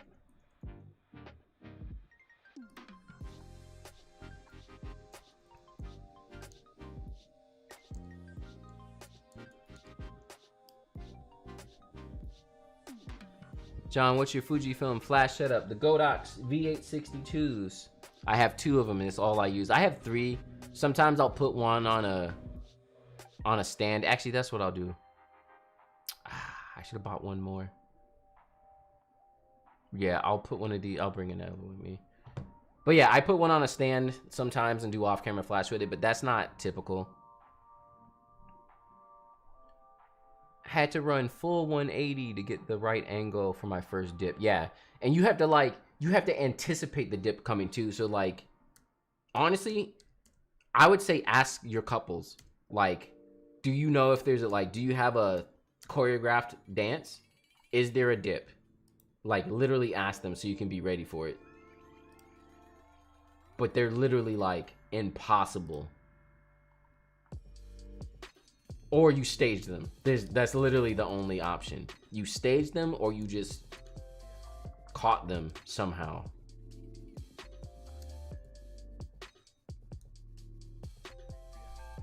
LOL, so are you renting strobes? No, I really just don't ever use them.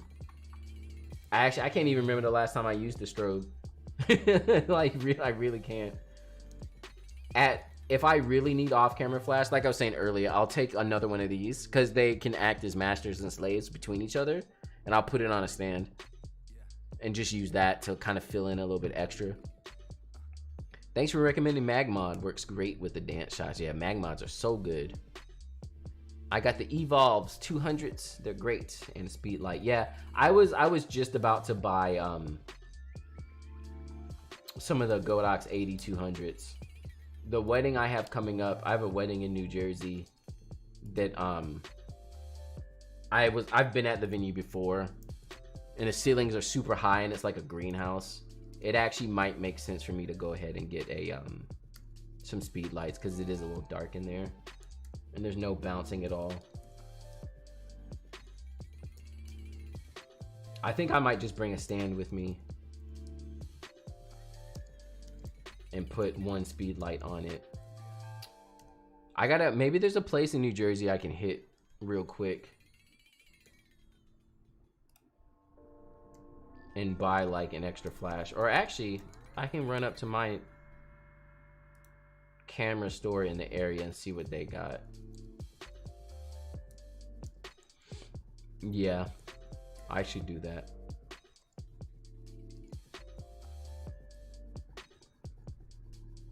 Bro, do you deliver all digital files as a part of your package? You mentioned 500 to 600 edited files per wedding. Any prints?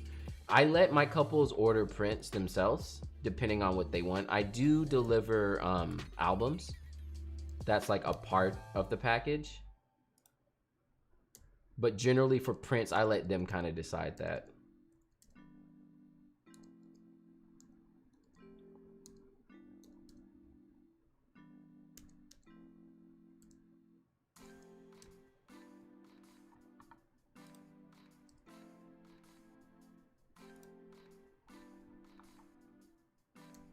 What determines an image being changed to black and white? I was talking about that earlier. So basically, I usually do it based on emotion, or if I have a bunch of photos from that same scene. Also, close-ups, I'll black and white. Sometimes, the really last factor is if the white balance is just horrible and I can't save it. Or if you miss focus. Those are the photographer cheat codes. If you miss focus, but it was a good photo, you black and white and you're like, look, it's a moody photo. I meant to do that. Well, yeah. It's like, actually you missed the focus, but it looks so good. And it's black and white.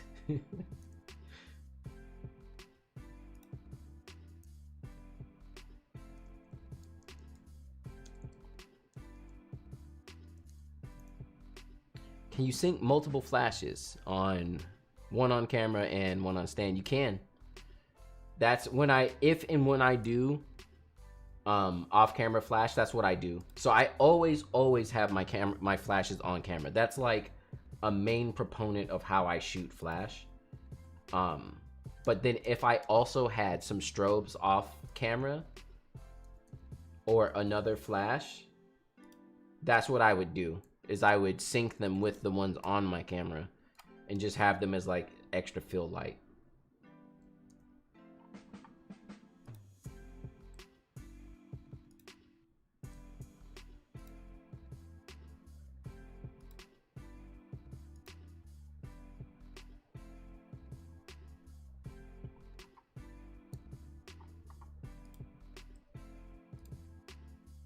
Okay, I'm getting close to the end of the day here.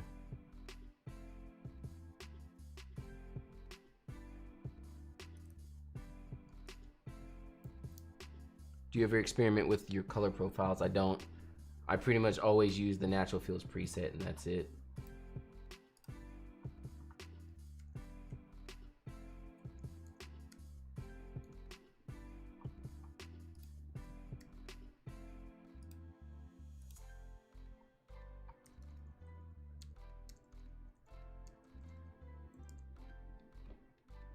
I think we all do that with black and white.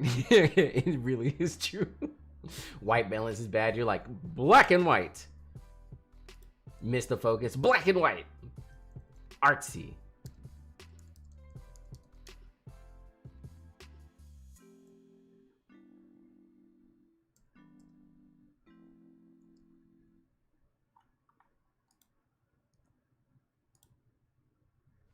There's a perfect example. Miss the focus. So it's a little soft, but it's a great looking photo still. Black and white.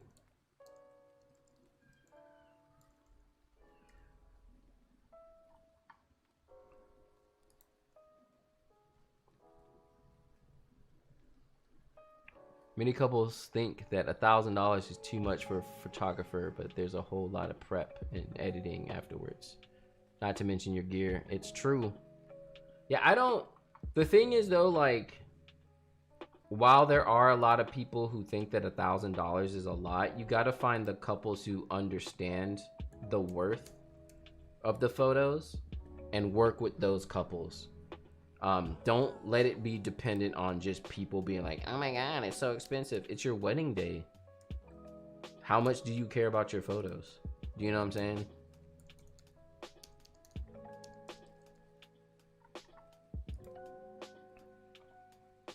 You edit these photos so fast. So the photos are already edited. I just got them back from an editor. So what I'm doing is I'm just going through and checking them to make sure they look correct. However, if I was fully editing the photos, it would be just as fast because I use the same preset on everything. I don't go in and nitpick photos, especially if you want to be a wedding photographer. You can't be sitting there being like, okay, let's edit this photo. Spend like 20 minutes on one. If it can't do it. As a wedding photographer, you have to be like bam, bam, bam, bam, bam.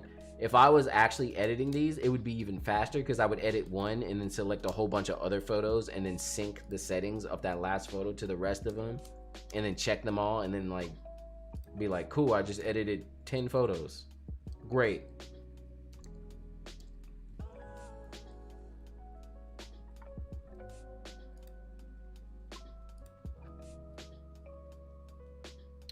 When do you usually leave a wedding? I leave just a bit into the party starts. I generally leave a little bit after the party. It depends on my couple and what they're looking for. So basically, these are all going to be the same. Yeah. They're a little hot though, so we're going to turn them down. So basically, if they're doing a special exit, then I'll usually stay a little bit longer. But if they're not, I tell them to give me like 30 minutes to an hour of free dancing, as I call it, where it's just the open dance floor and everyone's dancing. Give me like an hour of that, and then afterwards, like, I leave. So like even down here, that's what you're seeing. He probably overexposed these too much, which is gonna be annoying.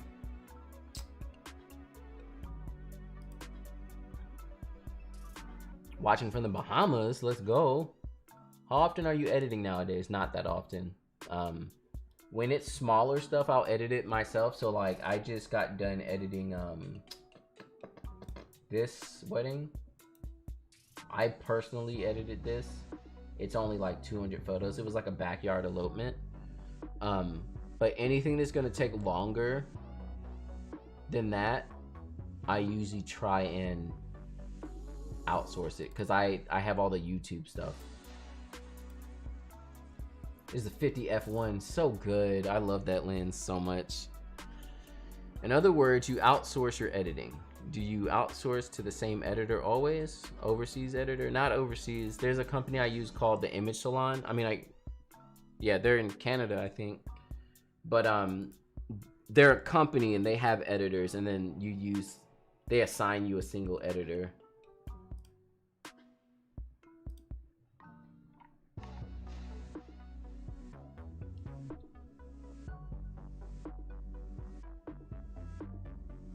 So close, but so far. So a lot of these photos, with reception dancing photos, I don't want them too bright, and I like to bring the shadows down.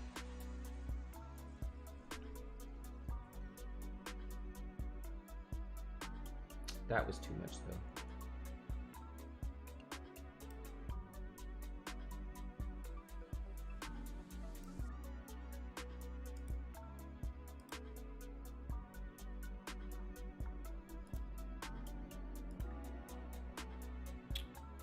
These balloons. What's the company? The Image Salon. I think I still have a link copied. Do I? I do. Do you outsource editing or are they employees? It's outsourcing. It's a different company. Watching from Algeria. Welcome. I'm actually, let me take a quick BRB. I need some more water. I'll be right back.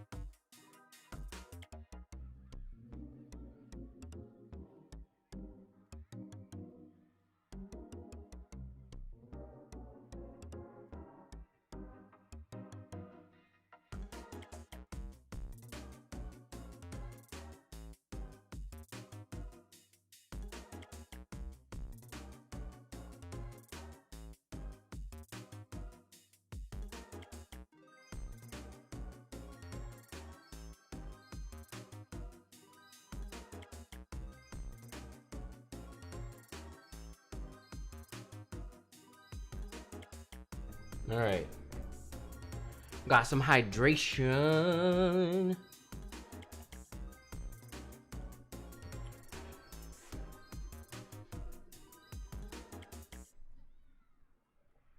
I used Image Salon on my last wedding. Love the turnaround time.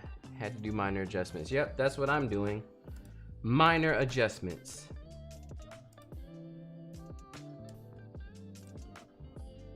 Yeah, I pretty much just go through and make sure everything is up to my standard. Let's go ahead and edit this in Photoshop. Do you give your clients the raw photos, files, or just, yeah, never raw, ever, never, ever raw. Always edited JPEGs. Never unedited JPEGs either. Which camera and lens are you using for weddings? I use Fujifilm. I have a different wide range of lenses. I shoot prime only, so I have a 16, a 23, 35, and a 50 f1. So the only time I ever use Photoshop is if I'm jumping in here just to remove something like a person in the back. And yeah, content aware fill is ridiculous. Now this table is going to be harder to do, and generally I don't do this stuff, but let's give it a try.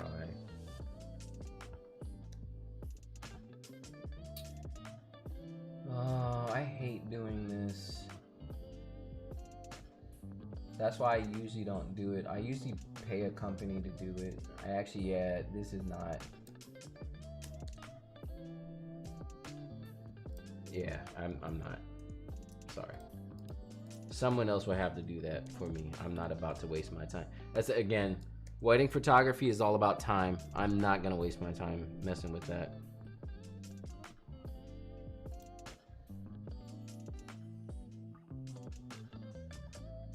The person in the back was enough for me.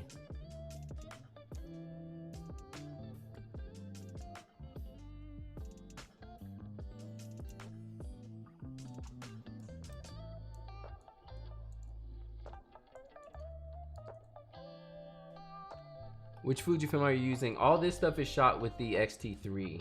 Those are kind of like the main bodies I use. Let's see if Lightroom can handle it. It cannot. Lightroom doesn't even know. Oh. Yeah,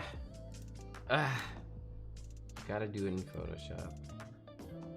What size JPEGs do you deliver to your clients? I deliver full size JPEGs. So like the full size of the JPEGs.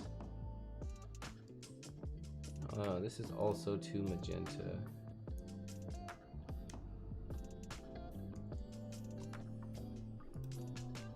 Yeah, I gave him feedback that I like magenta, but he got a little ridiculous with it.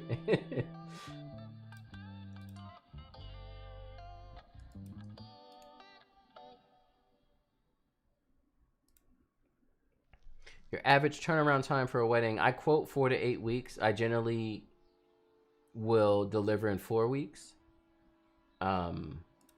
This wedding, it has been, I think, 5 weeks so far, which is why I'm on here on the live stream, because I need to go ahead and get it. I need to get it out.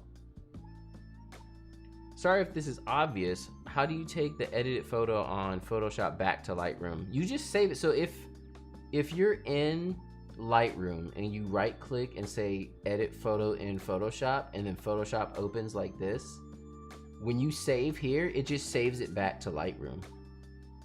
So you see, I'm gonna come in here. Hold on, that was a bad selection. I'm gonna come in here.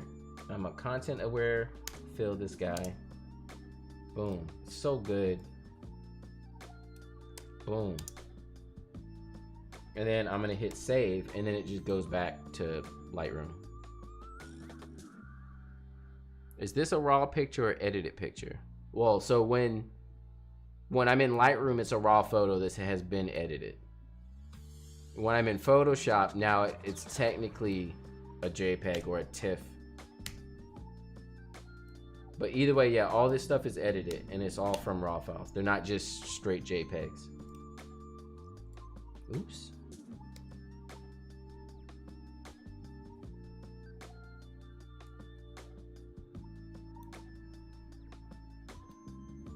I deliver full size 600p. Wow, 600p? Some say it's too much, but I love the quality. I don't think I've ever exported a photo at 600p. I don't even know if I can with a Fuji file. Like, is that possible? With like it being only 24 megapixels or whatever? Maybe I'll start doing that with those GFX files though.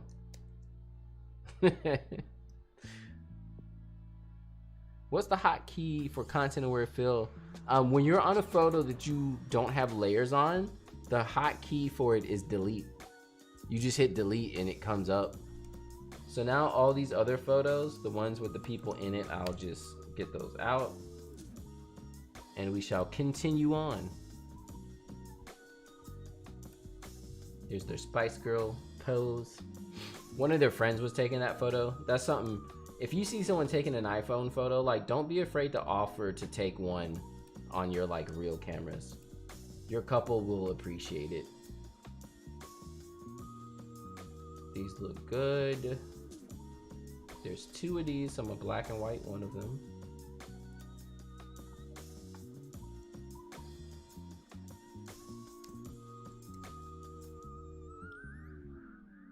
Thank you. Are you going to remove cables? No, I'm not.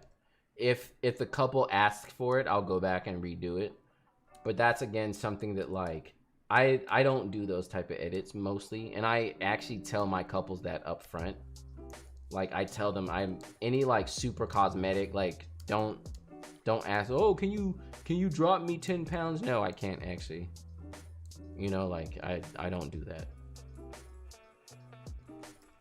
Like I'll come through and clean your face up a little bit and, you know, make sure you don't have a pimple that's like blatantly obvious. But aside from that, I don't do any like crazy editing. Again, it's about speed for me.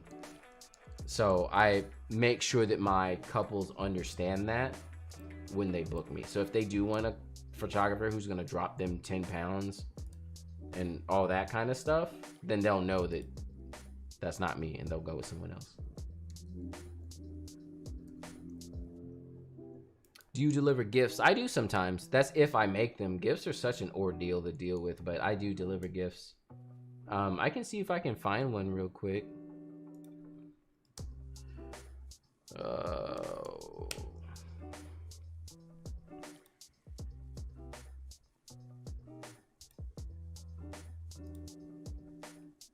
Do do do do do do do do do do do. Let me go find a wedding that I absolutely know that there was a gift.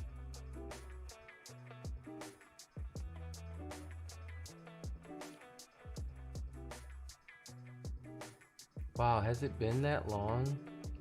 When you go back to your galleries and you're just like, wow, it's been a hot minute. Oh, hey, look, it's me. Oh, no!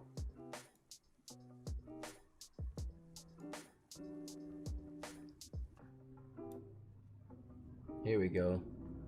I think there's only one GIF in this gallery, but normally I don't have the watermark on here. Not for my couples, but sometimes for guests I'll put the watermark on there.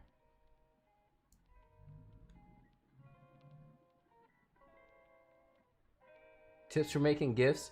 I started doing it in Final Cut. I found it much easier to do it in a video program. So here's one right here. What I like about PicTime too is the fact that like the GIFs just play inside the gallery. So if they're not expecting it, they'll just be scrolling through and be like, oh wow, look, a GIF. So yeah, I edit the photos and then I export them and I put it in Final Cut. And then you know, make each photo like 2 frames or something. It's so good. This is probably the 23 or the 35. I can't remember. So good. Ugh. Do I have this one on my website? There's so many weddings I need to put on my website. I've just been like slacking.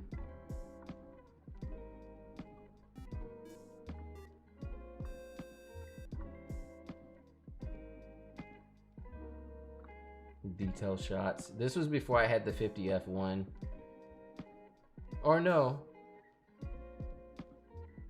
I can't remember no more.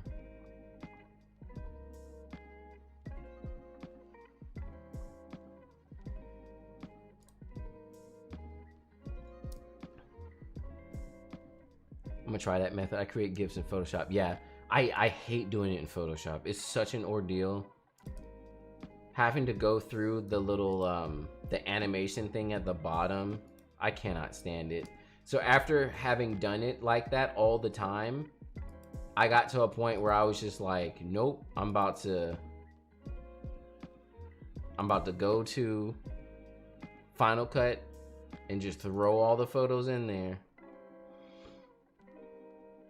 Let's see. Yeah, the exposure is a little too much. So one thing I hate, and this is why I don't like off-camera flash either, like reception time, it's nighttime, right? It's dark. It's gonna be a little dark. And yeah, you're using flash to light it up, but I like to still keep the mood of the photos. But every time I see people using off-camera flash, they just light the room up all the way. because they're like, oh God, it's dark, gotta see everything. I like it to be dark. I want it to feel like a party. You know what I'm saying? Like, why am I taking away from the feel of the actual thing that's happening? It should feel like a party, not like I had to light it up all the way because I'm so scared because it's a low light situation. What am I to do? So yeah, I've always kind of, I always keep my receptions kind of darker. Trying to see if I have some good examples. Oh, this wedding has a good dip. Actually, I think that's it. Yeah. Since we were talking about it earlier. Catching dips. This is one of those perfect scenarios where I just happen to be standing there in the right spot and they just happened to dip perfectly where I was. And look, and they got all the people behind. It was so perfect. I was just like, oh, yes. Yes. Using grids and honeycombs will help you keep it dark. Yeah, true. But I don't see anyone do that. I just see people blast out the light. This reception was outside, so this one was kind of, it was a little bit different. Oh, where are the reception photos?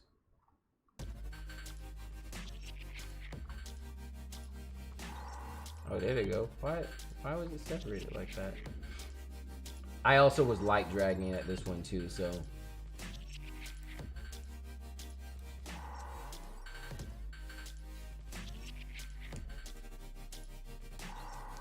Lovely shot, especially with the crowd in the back. Yeah, it gets no more perfect than that. Like, it really doesn't. And that wasn't staged. Like, it just happened to land the dip.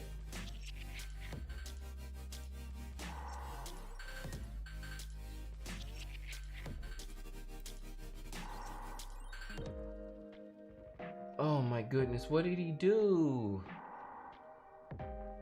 Too much magenta on the... Okay, so let's pull back the exposure, pull back the shadows.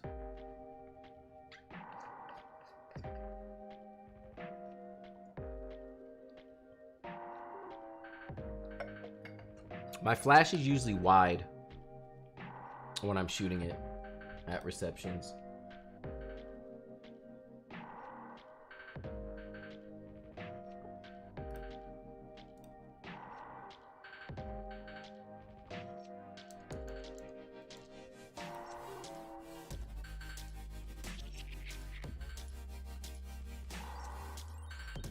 No. Yeah, so for the white balance at reception, I'm usually fine with where it is. He added too much. Like, that's just too much magenta. I wonder what that shot looks like. Yeah.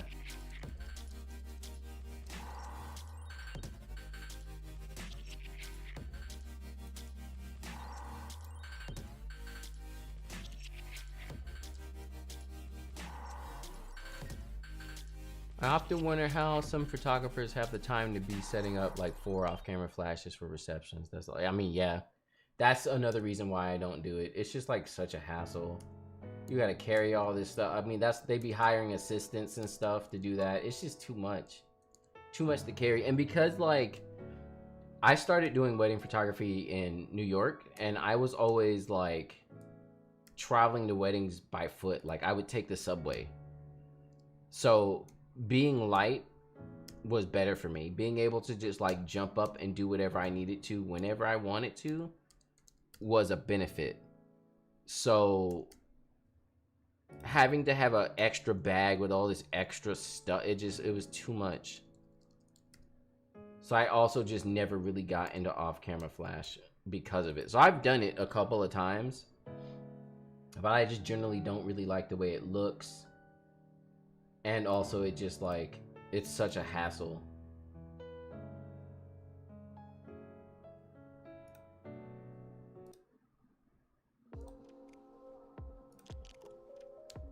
Yeah, it's like so much more of a hassle than it has to be.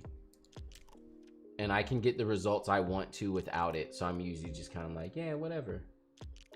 Yeah, these are way too magenta.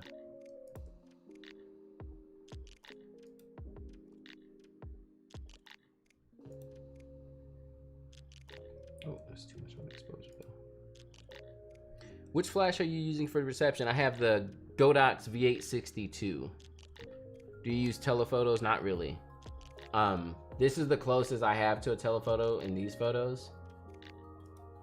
This is the 50 f1, which full frame equivalent, that's like an 85. But I don't like shooting like that. That whole 70 to 200 is too much. It's too long.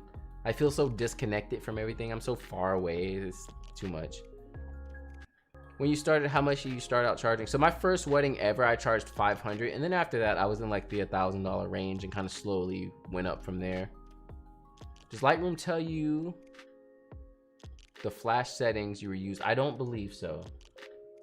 I think it just tells you if the flash triggered or not, and half the time, and it might be because of my camera, half the time it doesn't even know.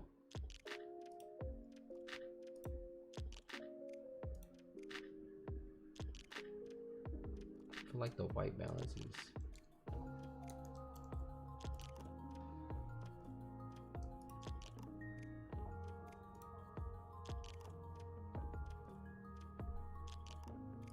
Here, let's see.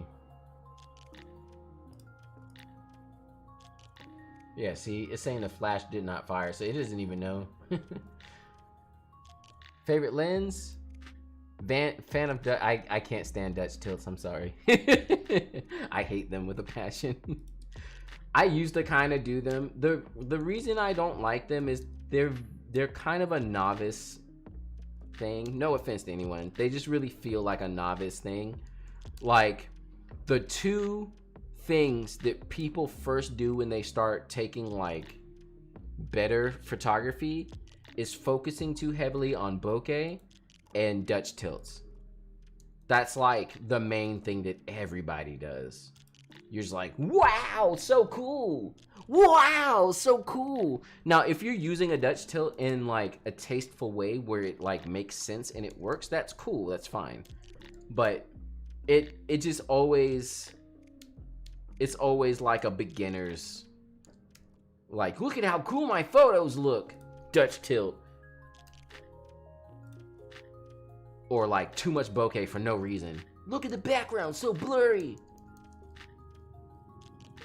Was there a point to that? No. And we're all like, that's not me hating on no one. I was just like that. Like, I can pull up right now. Let me see if I can find. I can show you one of my early Dutch tilt photos that I was like, oh, it's so good. Like, we all do it. That's the first thing every photographer does. You get a nicer camera, you get a lens that can produce bokeh, and all you're doing is shooting close-ups all the time that are too close for no reason. and Dutch tilting like everything. It's definitely an older technique too. Yeah, and because it's an older technique, it just feels dated.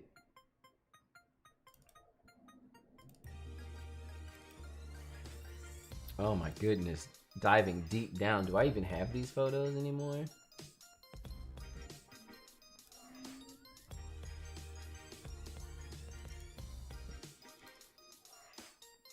I don't even know if I got them anymore. They're that old. I don't even remember the name of the couple. Oh yeah, it's older than this. Wow. I'll have to go like on my website or something. I can't find it. But yeah, I don't like Dutch tilt. I'm sorry. It's very rare that someone uses it in a way that like is really like, oh wow, check that out.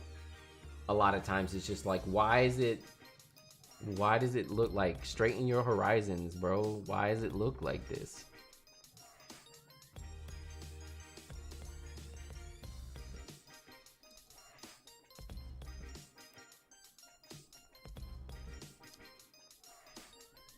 Here, let me pull up my site for y'all so I can.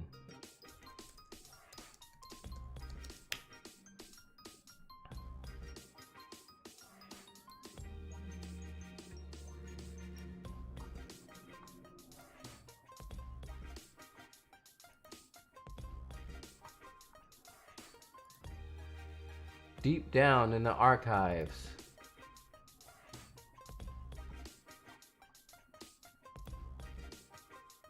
Oh, wow.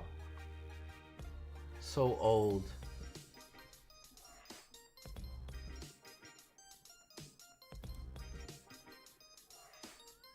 Do you use a RAID system for storing your photos on the Hackintosh? Yeah, so I have like 50 different hard drives. And I have 2 network attached servers. Yeah, even this shot. Like, what is happening here? Why is it turned so weird like that? This is my first ever wedding. Like, the literal first wedding I shot. It was just a small little thing in Central Park. I didn't even get to do any getting ready photos. Here you go again. Look at this. Why? What is happening? Why? It just looks like she's like floating somewhere. It's too much. Check out the watermark. Yeah, the watermarks come a long way. This was my first logo. Someone made it for me.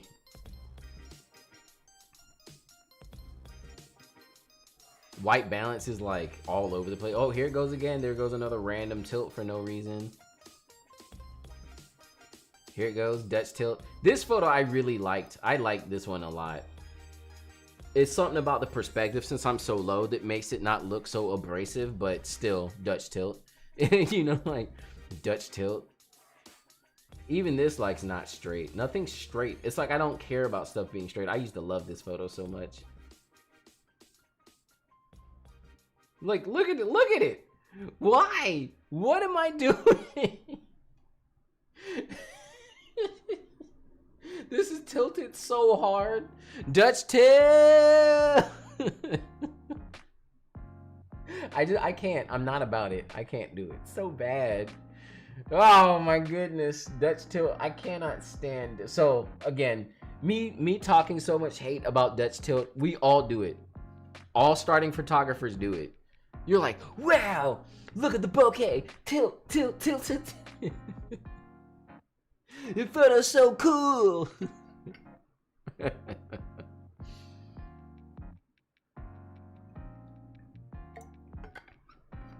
Y'all want to see my first engagement session? Actually, it's not even, I don't have the first engagement session on here. Technically, this was my second one.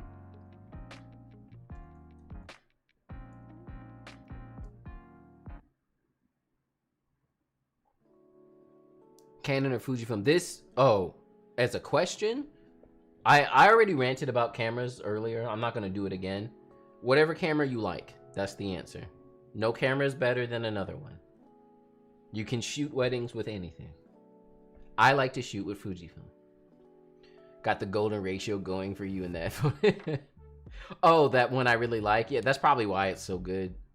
My sister-in-law thought she could shoot our courthouse elopement with an iPhone and all Dutch tilt she takes. Yeah, that's what I'm saying. Like, that's what people who are new to photography and think they're doing something, they always Dutch tilt. It like makes them feel like you're doing something. And again, no offense, because we all start there. But see, the thing is, like, the kind of like soul and approach that you have as a photographer will always be the same. You can still see me in these photos, even though I've grown from this. Even like shots like this, and then these close-ups like that, I do this stuff still all the time. It's very much me. I've just evolved.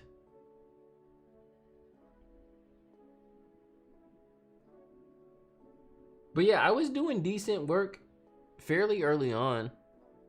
That's half the reason I got into photography, because people were like, you actually do pretty good work. And I was like, oh. Do you remember how you direct your old photos too? I don't actually. I always think about that. Here, Dutch tilt right here. This is a tilt. I used to love this shot too. The symmetry of everything and how the compression on this back part of the bridge, so good. And I got them framed up in between here. Great composition. Why did I choose Fuji? I like the cameras. They work well. They're small. They're light. That was a big component for me. I didn't want to destroy my back shooting weddings, carrying cameras. What's my computer setup? So I have a custom built PC that is also a Hackintosh, so it runs both Windows and Mac. I have a Intel i9 9900K and a Radeon AMD 6800 XT and 128 gigs of RAM. Yeah, I do these sitting shots all the time still.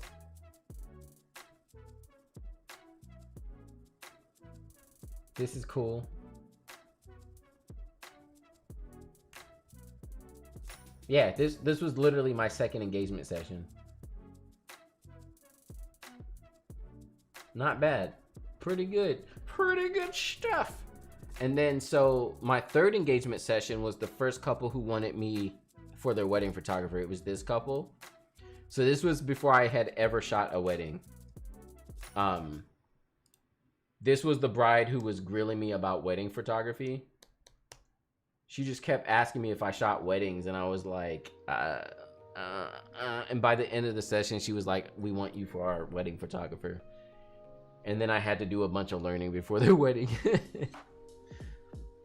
Just did my first wedding, have around 135 gigs. Oh no, that's pretty good. I probably do about that much. How do you cope with these large storage amounts when you're doing 3 shoots a week? Where do you store it? So I have, what's my storage setup? So I have the main hard drive. I have a hard drive where all of my photos go, all my RAWs. That's 10 terabytes. I have a backup hard drive that I immediately back up to. So I have 2 copies. That is also 10 terabytes. I have an external where I export all my photos to. That's, I think, 14 terabytes. And then I back everything up to the cloud as well. So yeah, you need large amounts of storage. Huge storage. If that thing ain't like terabytes large, like 2 to 10 terabytes, you need a new drive. So yeah, this was my third engagement session ever.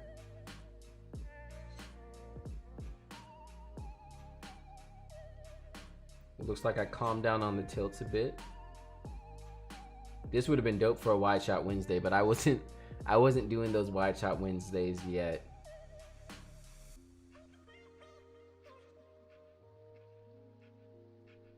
This was the money shot from the whole session. I used this for a lot of advertising. This is a little bit too much exposure on that edit. Oh yeah, this is something else beginners do too. Like the out of focus just because. That's what I was talking, that's the bokeh. Wow, look at this comp, is so cool. They're there, but you can't see them because they're out of focus. Yeah. When you first started, how did you market yourself? I've done one wedding and haven't done another one. Hopefully, so I was using a service called Thumbtack, which usually has like lower level couples that aren't trying to pay a lot. It's a great way to start and get your portfolio started. And it's a great way to get your portfolio started, but still get paid. If you can find ways that you can get paid, and yes, it's not going to be as much, but at least you're building a portfolio and still getting paid, that's good. You know, that's all you could ever hope for. I forgot about this couple. They've been married now for what, like 6 years? This is crazy. And then, so they wanted me for their wedding, right? But it was a year off. So within the time leading up to their wedding, I was able to book this wedding, which was my first one. This was a friend of my wife's, so I did it for free. It was also like a small thing. It wasn't a big thing. So I was okay with doing that. And then I did this one. So that's now 3 weddings under my belt. This was an elopement, so that's 4. And I think, was that it? Oh yeah, then this one, so that's 5. This was a second shooting thing.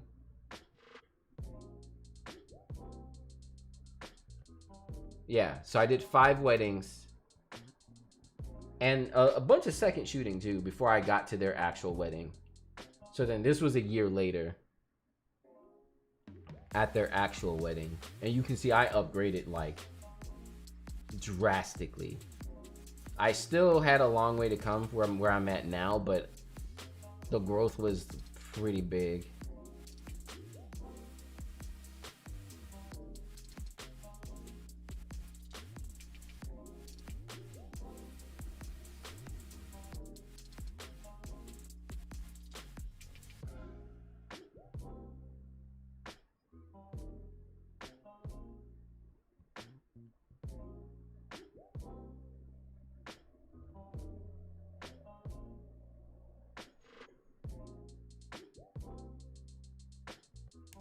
How long do you keep your photos clients for? So I keep the JPEGs for a long time. The RAWs I'll usually delete after like 2 years. You should definitely hold on to your RAWs for at least a year. Because if for some reason a couple comes back and they're like, hey, do you have any more photos of something? You know, having the RAWs is nice because then you can go back through your photos. If you only have the JPEGs, which is what I'll do after like 3 years, then, you know, the photos they got is all that I have as well because it's the JPEGs.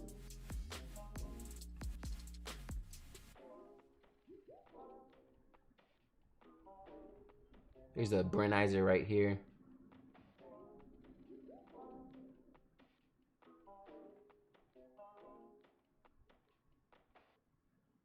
But yeah, so they booked me and I did, oh, there I am. Look at me. So long ago.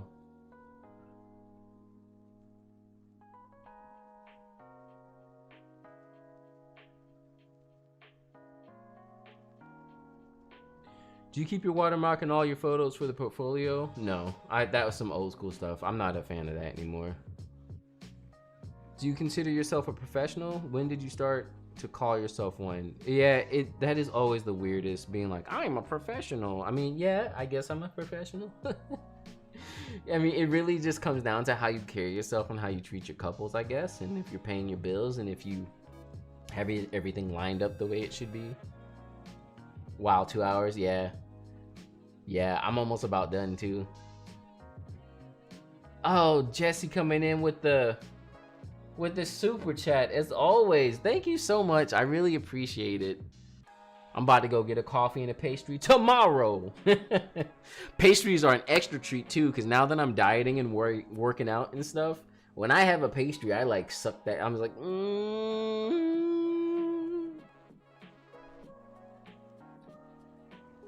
How long do you keep their photos online? Usually about a year or two. And then after that, I'll archive it.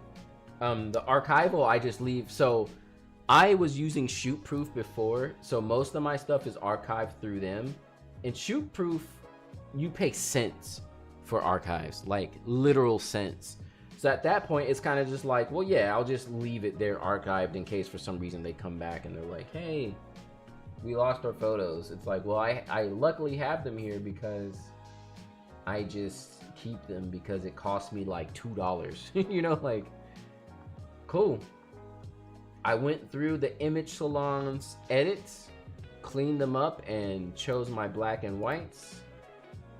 And the gallery is done. So now I can export it and send it over to my client.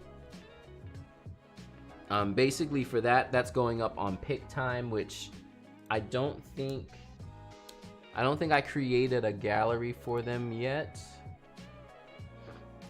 I might have. I should have. Did I? I did not. Great job. So generally what I'll do after a session is I'll make their gallery immediately just so I have it here and I know it's there. But I forgot to do that.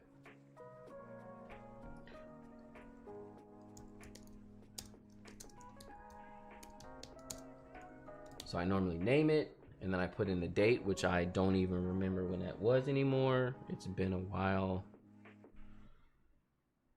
It's been a while. When was this wedding?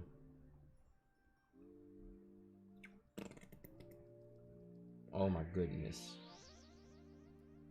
Was it in June? Yes.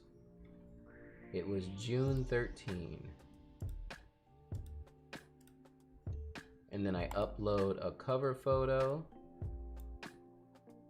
This will be the cover because this was like the banger shot of the wedding. How did you get your style? It's just a lot of like years of practicing and going through different editing styles. Also, my mentor who I associated for a while as well, he kind of had me second in shooting his style for a little bit, so that when I did weddings for him, they would at least match stuff. And I kind of inherited a little bit from his style as well, and just my own natural approach. I'm sure this has been asked a million times, but how's the C1 preset? It really has been asked a million times. I need to sit down with it again one day. I think it's about done. I really do. I just haven't sat down with it for a while. Here's the wedding, and then we go to the photos. I'm not uploading those yet. Gallery setup, it's private. I'm not showing it on the thing. I'm gonna expire the gallery in a year. That's fine. No water, well, yeah, watermark only for guests. Weddings, email package, clients can download.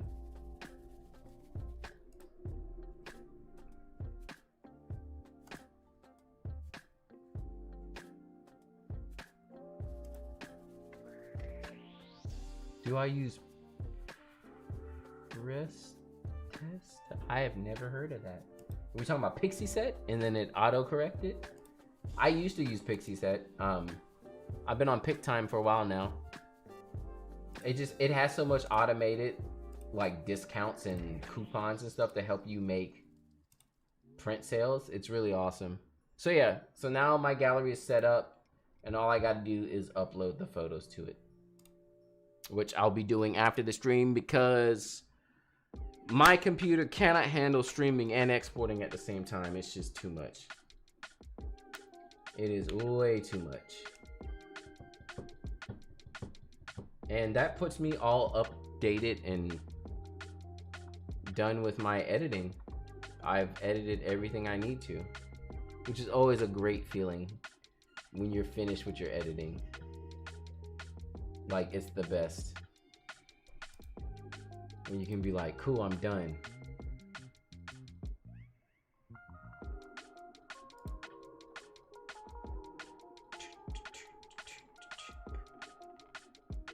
Done with the editing, such a great feeling.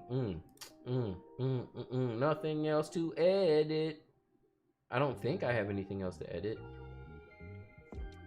Did I shoot anything recently? I'm like asking y'all like you're supposed to know. What have I edited recently? Tell me. Tell me, please.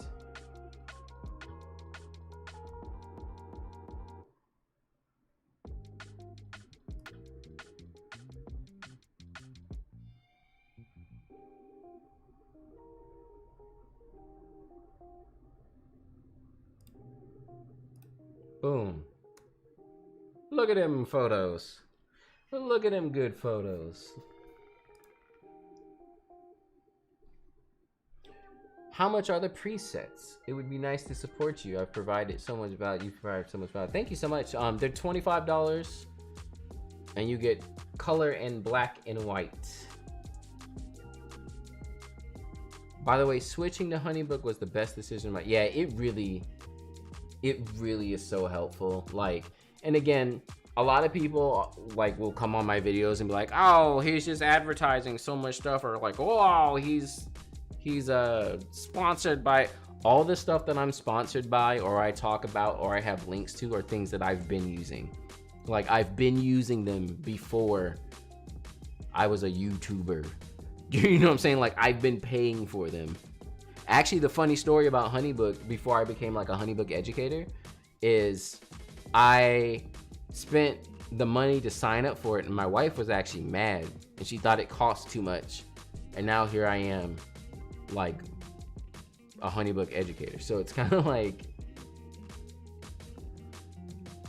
sorry, I wanted to say, do you use presets? Oh yeah, Yeah, I have a preset that I use. I created it. I sell it too. It's what I use on all my photos. So this look is what you could get for your photos as well. What I have noticed from people posting photos they've edited with the preset is that you really have to, the white balance and how you approach that makes a difference. Because the way that they white balance their photos, it makes it look very different. So if you want it to look exactly how I do, you have to have your white balance look in a certain way. We got France in the house. Welcome to the stream.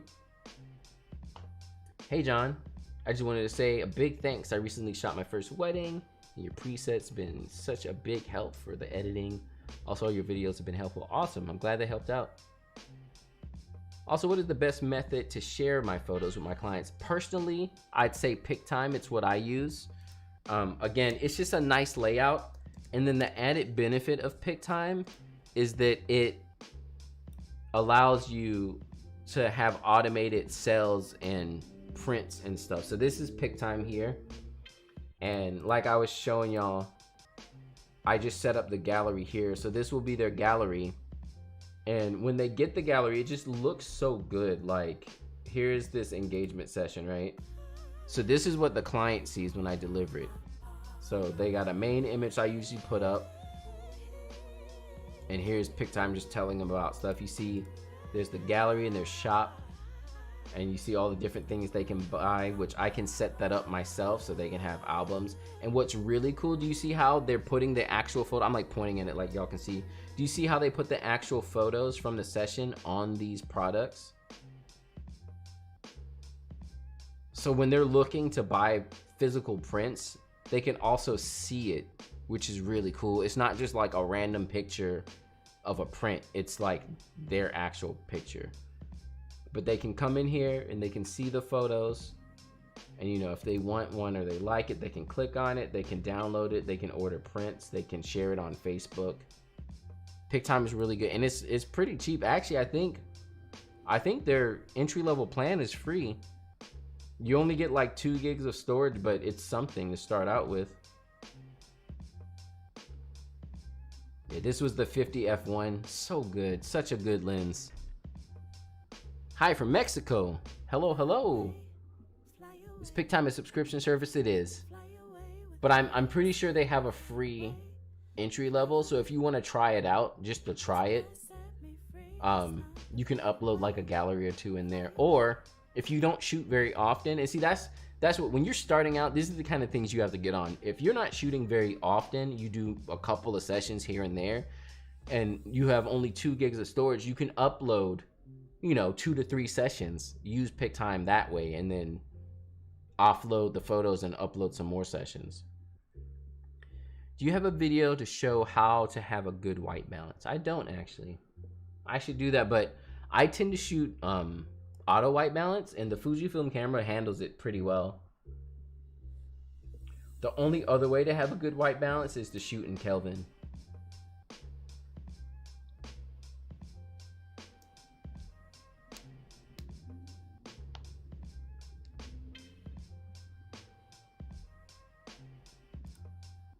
But yeah, PicTime is what I use to deliver my photos. I like it. I like it a lot.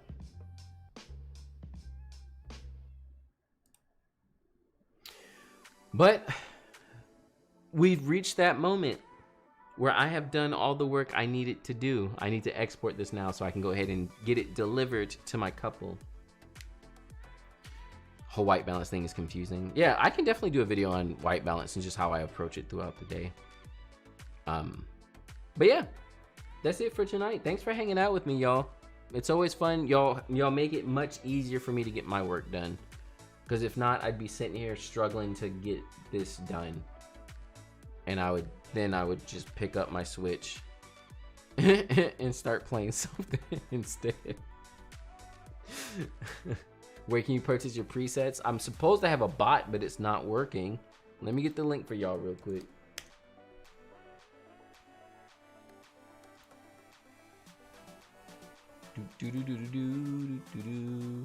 Natural Fields preset. Boom. You can grab it there. How many pictures you give to your couples? It ranges. It's usually an average of 650, but it ranges between 600 to 1,000 photos, give or take. how often do you stream? So generally I usually have a actual scheduled stream once a month towards the end of the month, usually around the 26th or somewhere in that range. I haven't scheduled one for this month, but it's my wife's 30th birthday, so we're gonna go hang out and chill. So I'm just not going to. I'm just not gonna do it. Maybe not this month, but yeah, generally. And I also have impromptu streams like this if I have work I actually have to do, and I'll just like stream while I'm working and stuff, and y'all can watch in on that. But generally it's once a month. But yeah, thanks again for hanging out, y'all, and I will check you out next time.